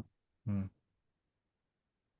But yes, this scene would have been very Uh, different if it was I if Fox I had think I dedicated to mentioned to that. you last time, Mm. the camera operator um, is the same camera operator from Hocus Pocus. Oh, okay, yep. In fact, most of the crew, lighting crew, gripping crew, are from the Hocus Pocus. Mm. And that helps because you know them and it's kind of a bit Yeah, you yes, have a little bit of yes, shorthand, don't you, when you work yeah, with the yeah. same people. And and uh, many of the crew I choose are very quiet. Mm. And it's important for actors to have a quiet set. Oh yeah, yeah. Of course, we have another starship which we're seeing more of now, the Excelsior, which Sulu is in command of, Uh-huh. which I think is just a reworking of the Enterprise set. Oh, uh-huh. Um, Okay. so you're also trying to create a different look for the Excelsior, aren't you? So it's sort of lighting Yeah, wise. yeah, yeah, yeah. And I think it's a bit more. We're seeing here. There's a few more blues than perhaps on the Enterprise set. So That I wasn't aware yeah. of. Yeah. Yeah, I would have thought it'd be the same set we've repurposed because again, that's something that they would Hmm. have been quite um, uh, Conscious of it. quite experienced doing Yeah. by now. But, and again, a lovely beam of light coming from the little porthole Yeah. Yeah. above Spock here. Um,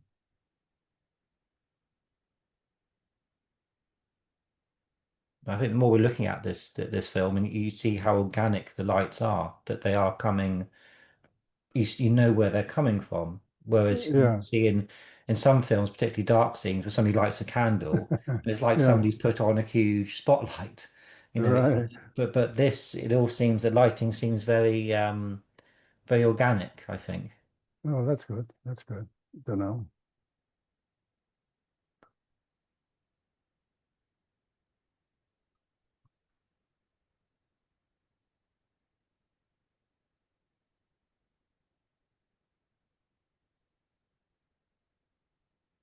Is it quite fiddly though to sometimes shoot these scenes where you have to have the light particularly on a particular part of the person? Is that does that take quite a bit of setting up, perhaps more on on Nick's behalf, sort of getting it all, you You know. know, I love this kind of lighting, and so was Nick. I think he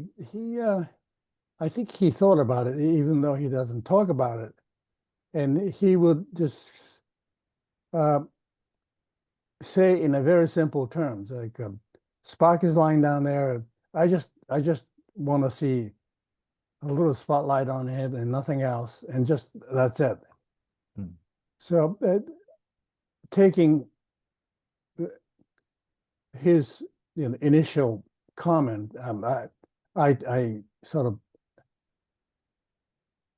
took off on my own, mm, and sometimes I must have hurried it too much. I Today when I see some stuff, oh boy, I wish I had not spilled the light over there, in his back. That's too much or whatever.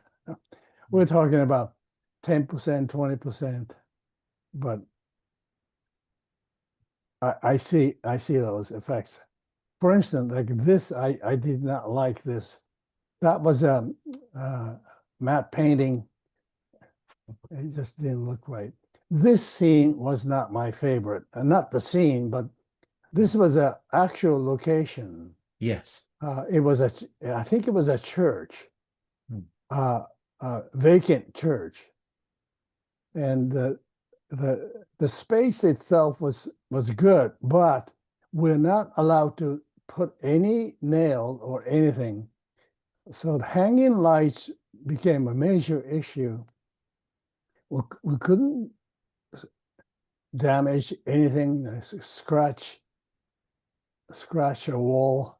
Um, there was so much limitation that lighting was became a very broad, simple lighting, and and unfortunately, it looks a little too simple. I mean, obviously from a a viewer's point of view, it's not necessarily something that we're going to pick up on. So although it's Uh-huh. quite nice to go to locations, you Yeah, often find that it kind of limits you a little bit. right. Yeah, yeah, unfortunately, but you have to live with it. Hmm. Look, oh, I see. There's a orange light flickering. I mean, production didn't allow uh, the art department to build that particular set. Hmm. It was too expensive, so found a empty building. I think even the Enterprise warp core Uh-huh, scene, I think we're seeing now, I think again is a repurpose of the uh-huh, television uh-huh. series. And a lot of the costumes we're seeing are reused versions from Yeah, other right, films as right. well. So um,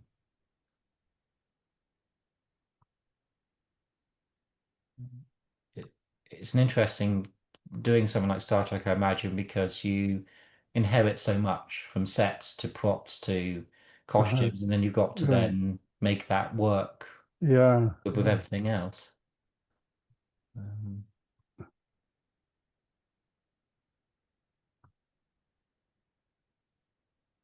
and you've got the sort of much more worn look to the Klingon ship, haven't you? Than right, you're seeing right. some scratches on the Enterprise. You're seeing, Yeah, you're seeing that this is maybe the bird of prey is seen better days. You get a sense yeah, that it's kind of all very sort of um, they're not too worried about right. appearances. They don't. Yeah. Housework is not on their top priority. Whereas the Enterprise is much more cleaner.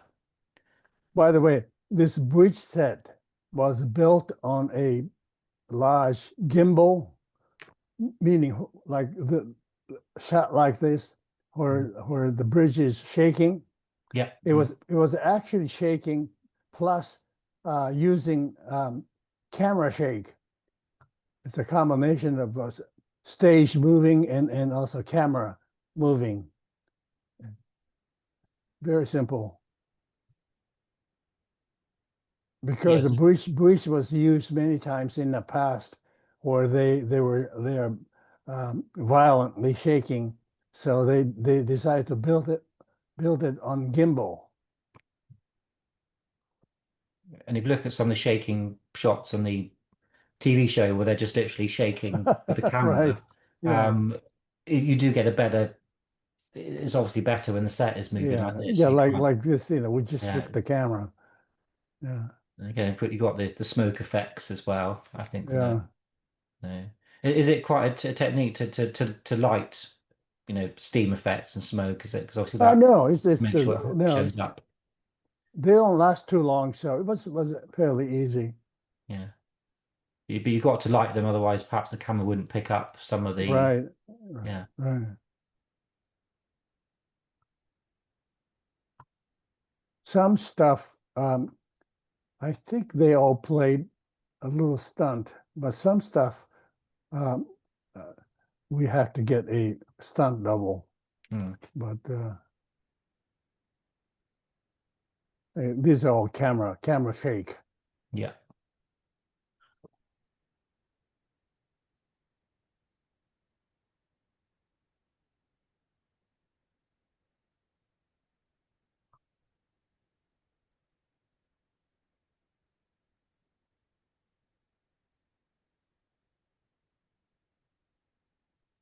Do you remember James Doohan who played Scotty? Oh yes, oh yeah, It always strikes me as quite a nice yes, a nice yeah. guy. All the crew and cast, they're all very nice people.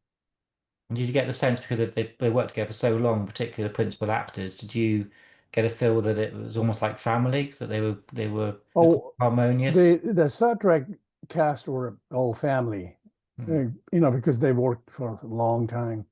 mm, But I mean, I don't know if I should mention, but there seemed to be a sort of within the cast members there there was a kind of unspoken caste system, so to speak. Uh, mhm. you know who the boss was, Yes. Shatner and Nimoy, and and from there there's Dr. McCoy's and uh, um, James. James James McCoy Doohan. and DeForest Kelly and and uh, Michelle, Mm. all the way down to Sulu. Oh Uh, yeah, George yeah, Takei, yeah. they're all friendly, but I think they sort of accepted that kind of caste system. Mm. And Lovely lighting in the torpedo tube there. With the sort of like almost like bluey cold blue. I feel. yeah, yeah, this was a actual blue fluorescent tubes, I think. Mm. Yeah. This sequence, I, it looks quite effective. Very simple. I mean, mostly Mm. close up to medium shot, and Mm.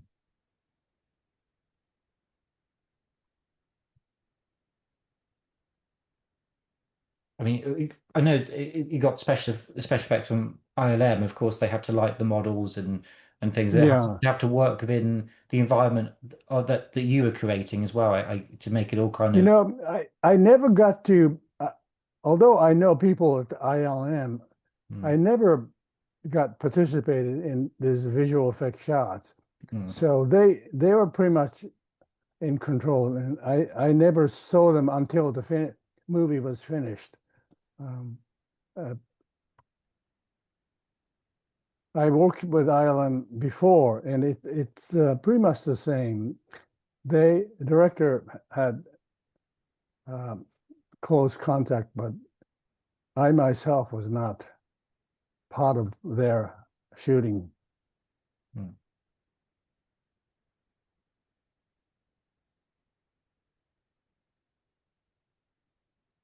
That's a good stunt with him coming out the falling out the window. Yeah, that I can't remember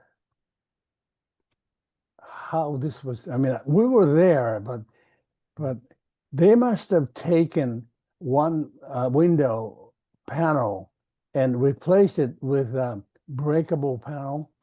Mhm. Um, yeah, I remember shooting this sequence, but I think that particular window was replaced for this sequence. Is it particularly difficult to shoot crowd scenes like this where you kind of think, well, who do I like? How do you kind of Well, keep focus on again, those you want to be? again, this lighting was not my favorite. It just doesn't have any particular feeling for it. It looks like it's lit. Mm. Not really successful. And unfortunately, this looked more like a TV. And I think it works quite well in the spec that you want this to be very well lit Uh-huh. in highlight because of course you're Yeah, getting the crew together for the last time. So there's yeah, kind of a yeah, sense that you yeah, want it to be kind of yeah. quite luminous. Especially with they're all together on that in this bit here. So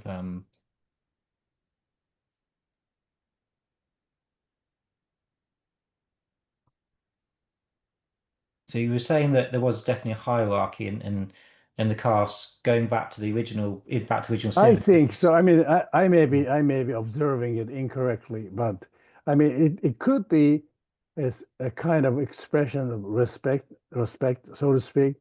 Mm. Uh, but definitely Shatner was, I mean, sort of a proclaimed boss. Mm. He was, yeah, Mm. I think also the lead actor as well kind of feels a responsibility to kind of be a cohesive force, don't they, as well? right, right. Um, But I don't think like Shatner would look down on other characters. I no, mean, actors, yeah. but but Mm. I think he assumed that he was the boss. Oh yeah, yes.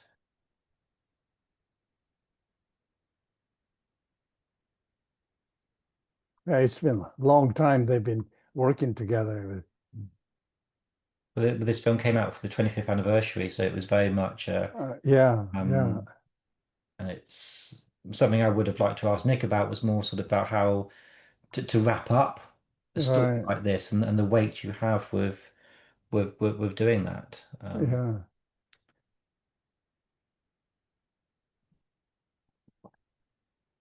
But I think Nimoy here is particularly good with that. I tell him to go to hell if I were human. I thought that was yeah. really nice. One, it has nothing to do with the film. Um, Nimoy, while we're working on the Star Trek, Nimoy had one weekend had a stage play. Uh, it's called Love Letters, and the two actors on stage reading dialogue and nothing else. No props, no scenery. And so I was curious, and I went to see the play. Uh, I think it was a weekend night, and he was reading love letter to another to an actress who was playing his wife or lover.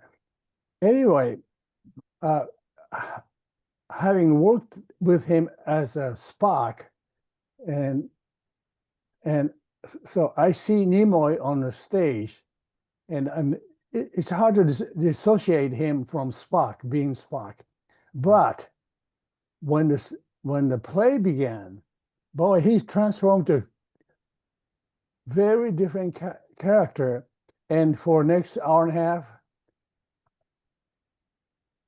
I did not think of Nimoy as Spock, meaning he was very good. And it I realize Spock was a character that Nimoy played, and that impressed me as him as a good actor. I think he would appreciate those comments because I know that I think by this point he was very happy with playing the Spock character, Right. Oh, but I did mention to him, and you he was mentioned very, him, yeah. yeah, he was very happy to hear. I told him I did not recognize that that was you. Yeah. Oh, yeah. I'm sure he'd love that. Yeah. I Yeah. because he wrote an autobiography called "I Am Not Spock," where he kind of Oh, sort of tried to distance himself from oh, that, yeah, yeah, yeah, yeah, and it was kind of a the fans weren't sure why he wanted to do that, yeah, but I think because he became a bit typecast for the role, yeah, yeah. I can and imagine. then years later, when he was more comfortable with the character, he wrote a Right. biography called "I Am Spock." So he Oh, got that sort of flip in terms of that relationship right. with that character, which I think is quite Yeah, interesting. yeah, yeah. Um, Um, yeah. Uh, I I did meet the the author. Um, what's his name? oh, Uh, Gene Roddenberry.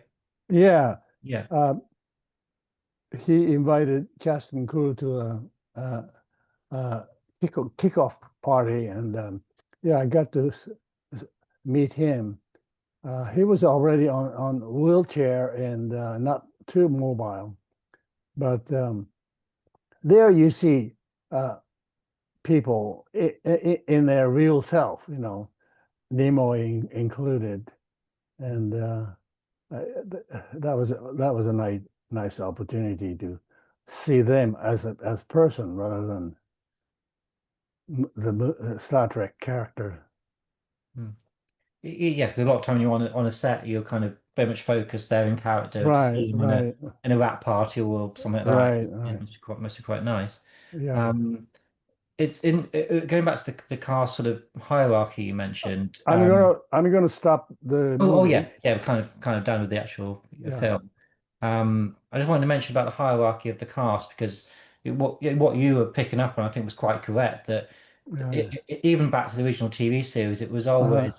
it was always Shatner, DeForest, and Right, Leonard, and those kind of were right, the key one. And then the other characters were kind of more peripheral, or right, occasionally take right, center right, stage, but they're more sort of right, right, it wasn't always the an amicable relationship with some of right, the right, cast. They right. didn't quite gel as say some of the other Uh-huh. iteration of Star Trek cast Yeah. would.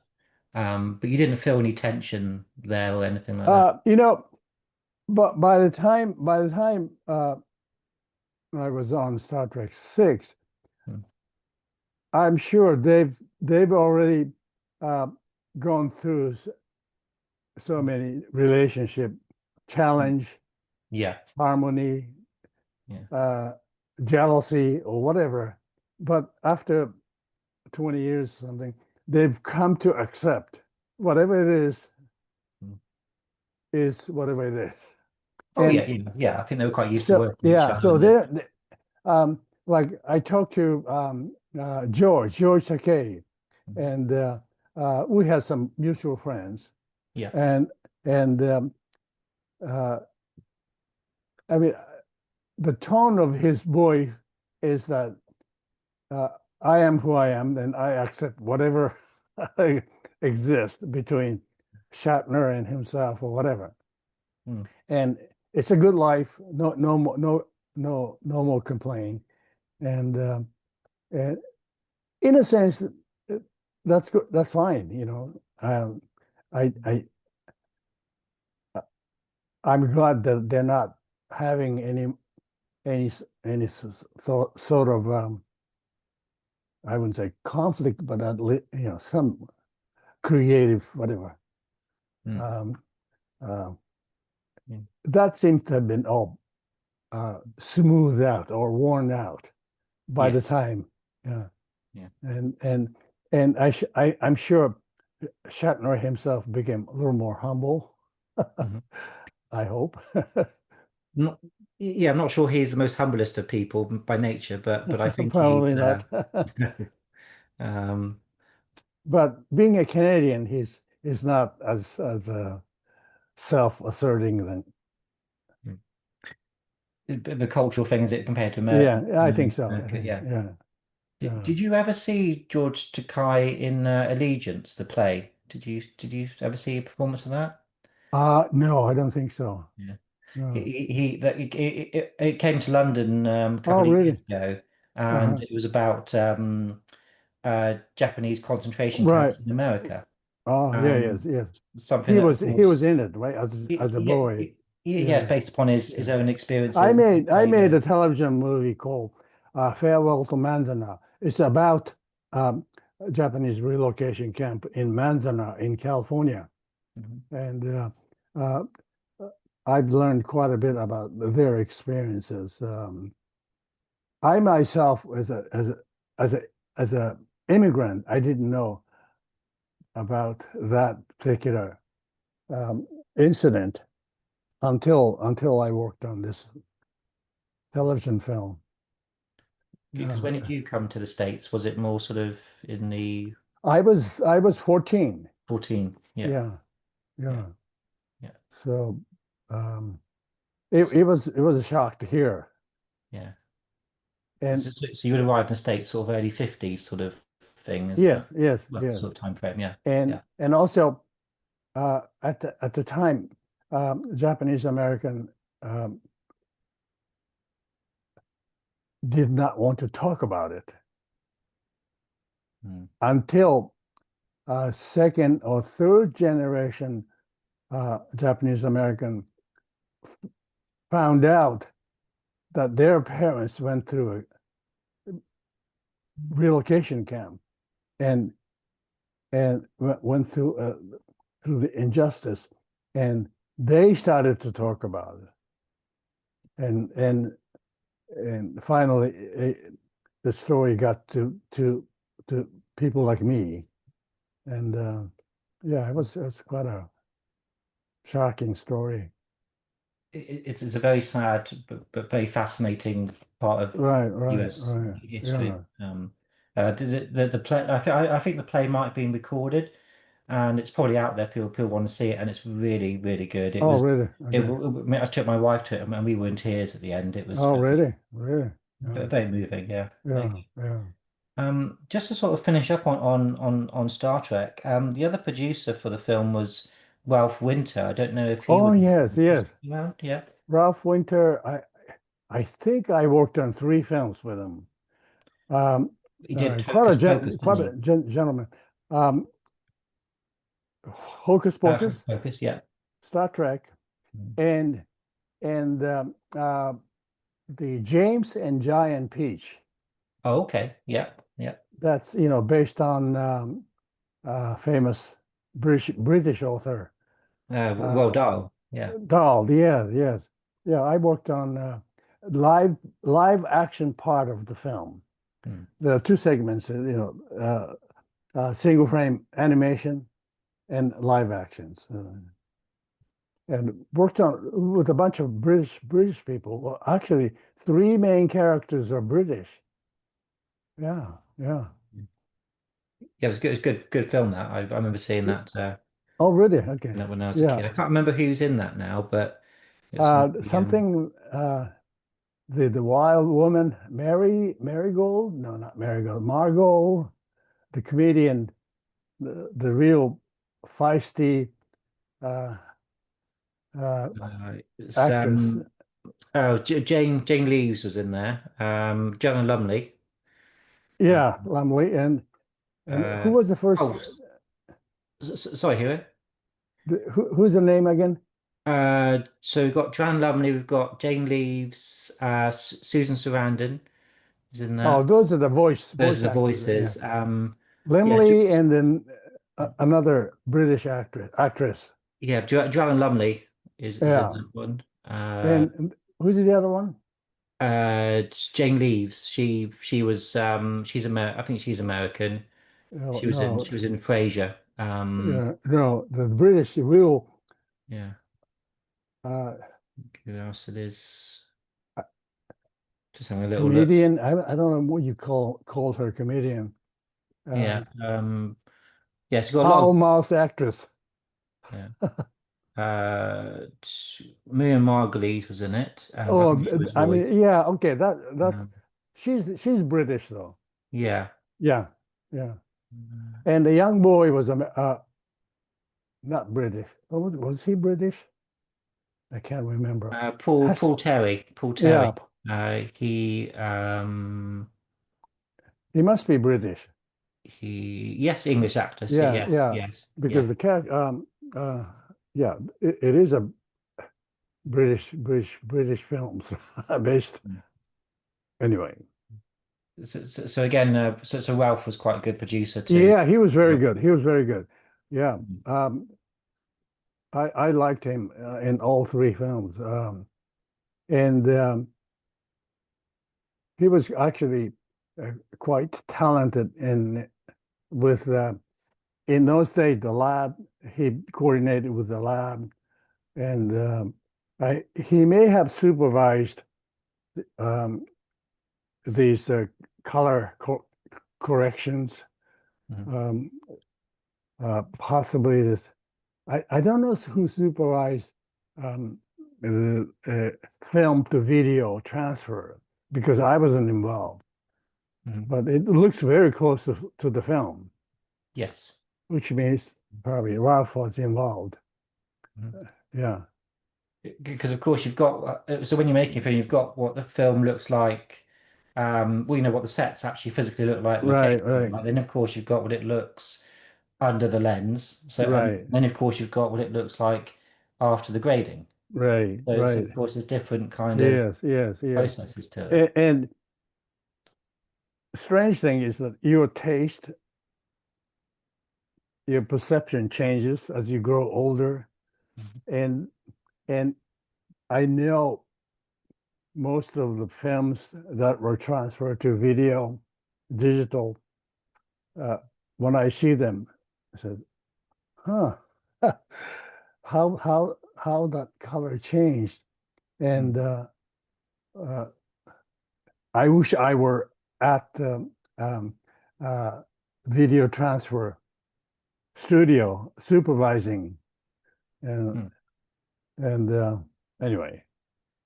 And I just want to ask, in your career and generally, what has been the most difficult or challenging lighting as a set, or was there a project you worked on that was quite challenging from a lighting point of view?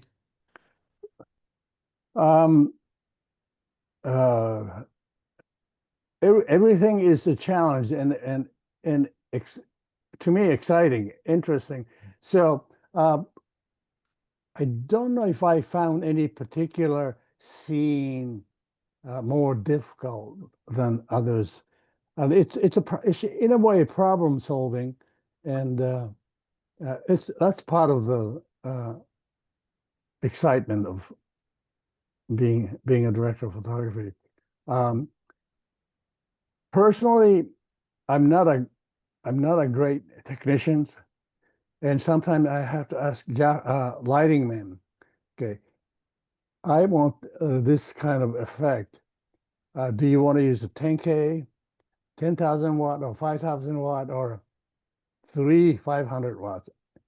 And I would let them choose because I'm not into specific light, so to speak.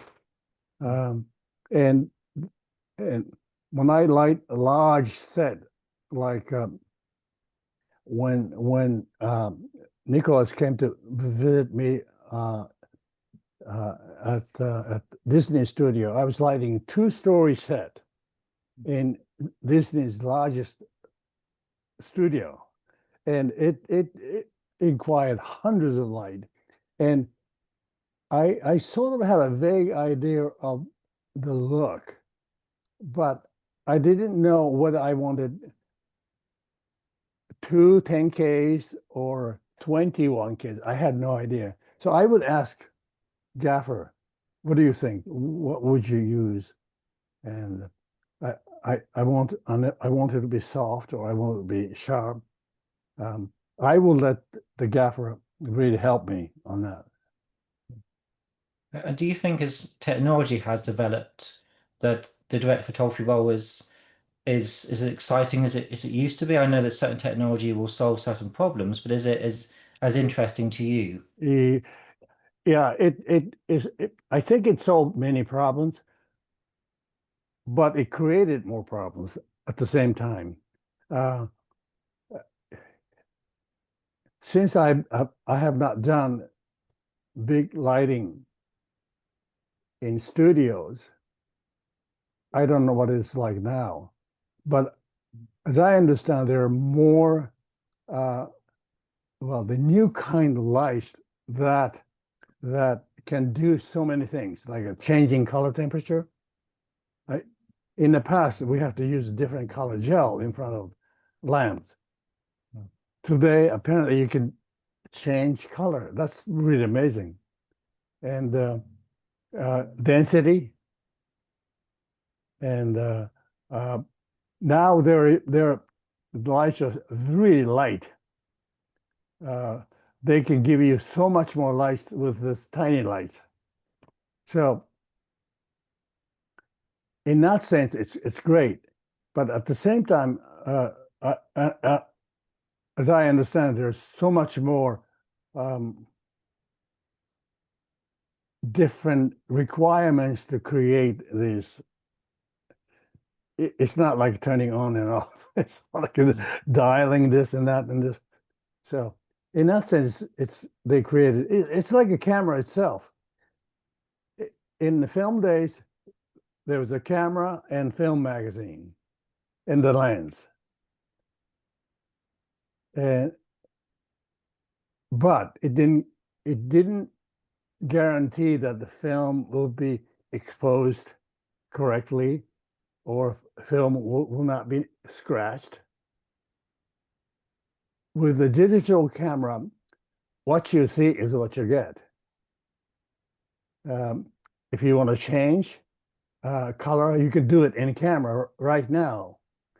And you don't have to wait the lab to process film. You can what you see is what you get, and then probably even improve even better later on. But the amount of gadget that's attached to the camera nowadays, it is absolutely mind-boggling. There's cables, and camera became bigger than before. So in that sense, simplified one in one aspect, but made it so complex and on the other side, on the other hand. Mm. And of I course, still think it's a good trade-off. oh yeah, I yeah, like yeah, this digital photography myself. yeah. And I would have thought the heat of lights is also a consideration as well. Sort of just because people forget how much heat comes off Yeah, from right, using. right. Yeah. Yeah, it's not simple anymore. Yeah. But Because I saw a play in London a couple of weeks ago, and the whole set was just completely black, but they uh-huh, but they just lit it with spotlights. uh-huh. Hundreds Oh, right, along the right. set, Oh, really? Uh-huh. and about 100 lights or so, and they had different colors and things, and the lights would Right. just come up to start a scene, and you had to look away. They were so bright, and you Uh, were sitting 3 rows from the front, and you right. just started sweating Right. the heat of these things. So Yeah. it made me Yeah. think about our Yeah. conversation Yeah. today, sort of that. Just imagine 75 years ago, the film was like the speed of film was like 25, meaning you have to use enormous lights just to light somebody. Hmm. Uh, and Yeah. you needed so much exposure. Uh, For then, the 25 frames per second, you're referring to the yeah, yeah, yeah. yeah, yeah. And ASA rating was like 25. Now, when I was filming, ASA 100, ASA 400 was available. So you didn't have to use this gigantic lamp to Hmm. light the set. And it became a lot easier, more natural, more natural. You can create natural look. Uh, so we went through that easy period, then I think it became more complex nowadays, unfortunately. But Hmm. Do you have an opinion on the way that modern movies look in terms of the You photography? Is it know, something that you? again, there are some films that when I see it, oh man, I wish I had worked on that film. It's really beautiful. Um, then then again, on the other hand, there's so many films, there's so much so much images just bombarding the screen, and you forget what it's all about. You can't figure out. It's more impacts, visual impacts that um, I think also I saw somebody saying about the fact that we're now shooting in 4K or there's even 8K stuff, and yeah, that they were saying that because of the resolution of digital cameras that things almost look they don't quite look real in the same way that film right, grain and yeah. image is almost too sharp and too Yeah, good that it yeah, might yeah. perhaps make things It look is too unreal. much. Yeah, it is. Yeah. I believe because average human eyes, I don't think perceive that much pixel. No, I don't think we can actually see Yeah, 4K actually. Yeah, we can only yeah, see to about and half yeah. the image. Yeah. Victoria Serralo used to say, says, if some image turns slightly soft, says I'm not too concerned because that's what we can see slightly soft. And yeah, this obsession with sharp images, I I mean, I like sharp images, but not always. Yeah, some of my favorite films that have more of a softer Yeah, approach, yeah, sort of rough. I mean, if you watch, uh, do you remember Kurosawa's Rashomon? Rashomon, his 1950s film, one of the first films he directed. yeah. Rashomon is about the three characters telling the three different perspectives of a murder incident. Anyway, it's shot in black and white, and if you study it, boy, it's really rough. The camera movement is, like not perfect, um, and some images are not sharp, but what you what you experience from the film is really incredible. Even today, it's amazing. It's not about sharpness. It's No. about the image. Mm. Yeah. So anyway, So just to finish off our conversation, did you remember seeing Star Trek 6 when it first came out? Were you quite happy with the uh, film? such a long time ago when it came out. Mm. Um,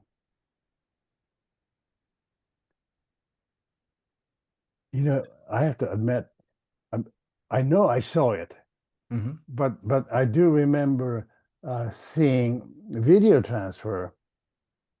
Um, uh, again,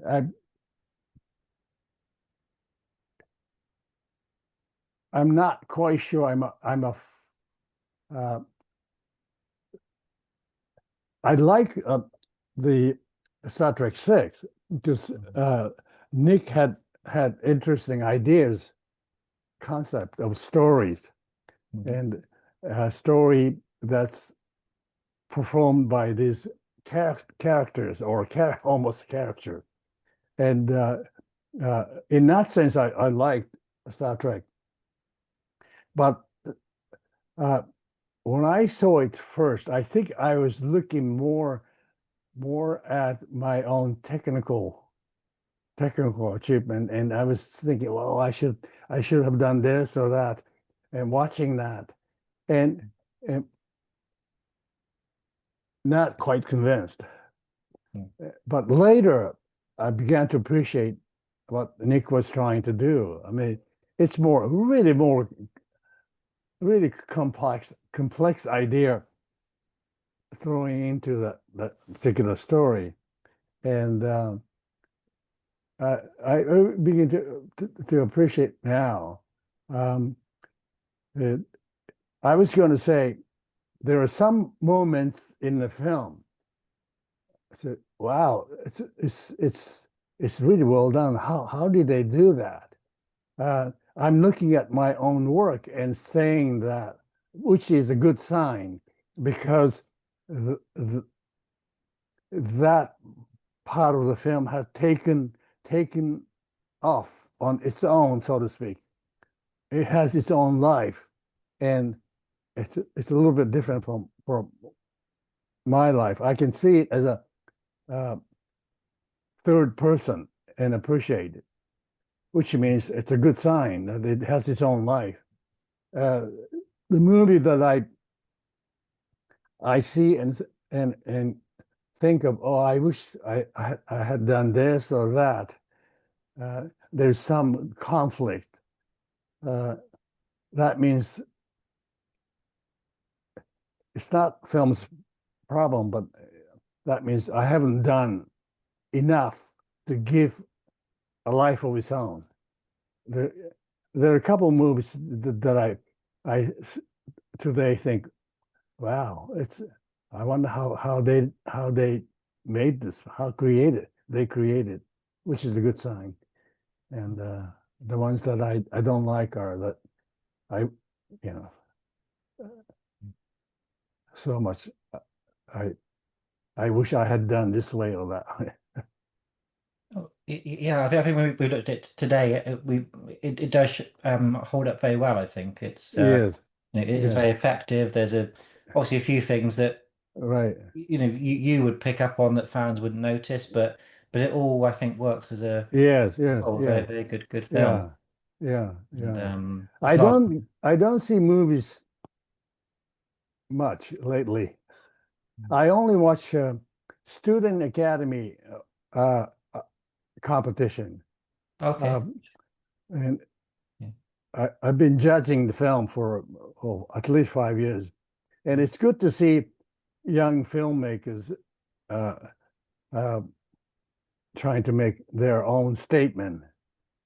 And there are times when I see, oh boy, these people are just trying to copy, you know, other filmmakers to to emulate, Hollywood directors. But when I see the films that, oh, this is a really original way of storytelling it, um, then I appreciate them, and I enjoyed watching those films.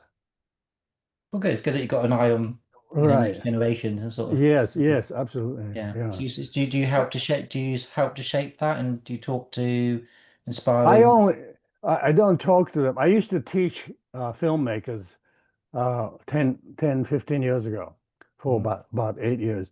yeah. But I don't do that anymore. I I think I'm not uh, exciting enough for students to get inspired. Mm. So But this is, that period yeah. If that there's period any, is gone. oh, so I was going to say, if there's any inspiring film students watching this, what would be a couple of pieces of advice you would give to You somebody? know, my standard statement is um, um,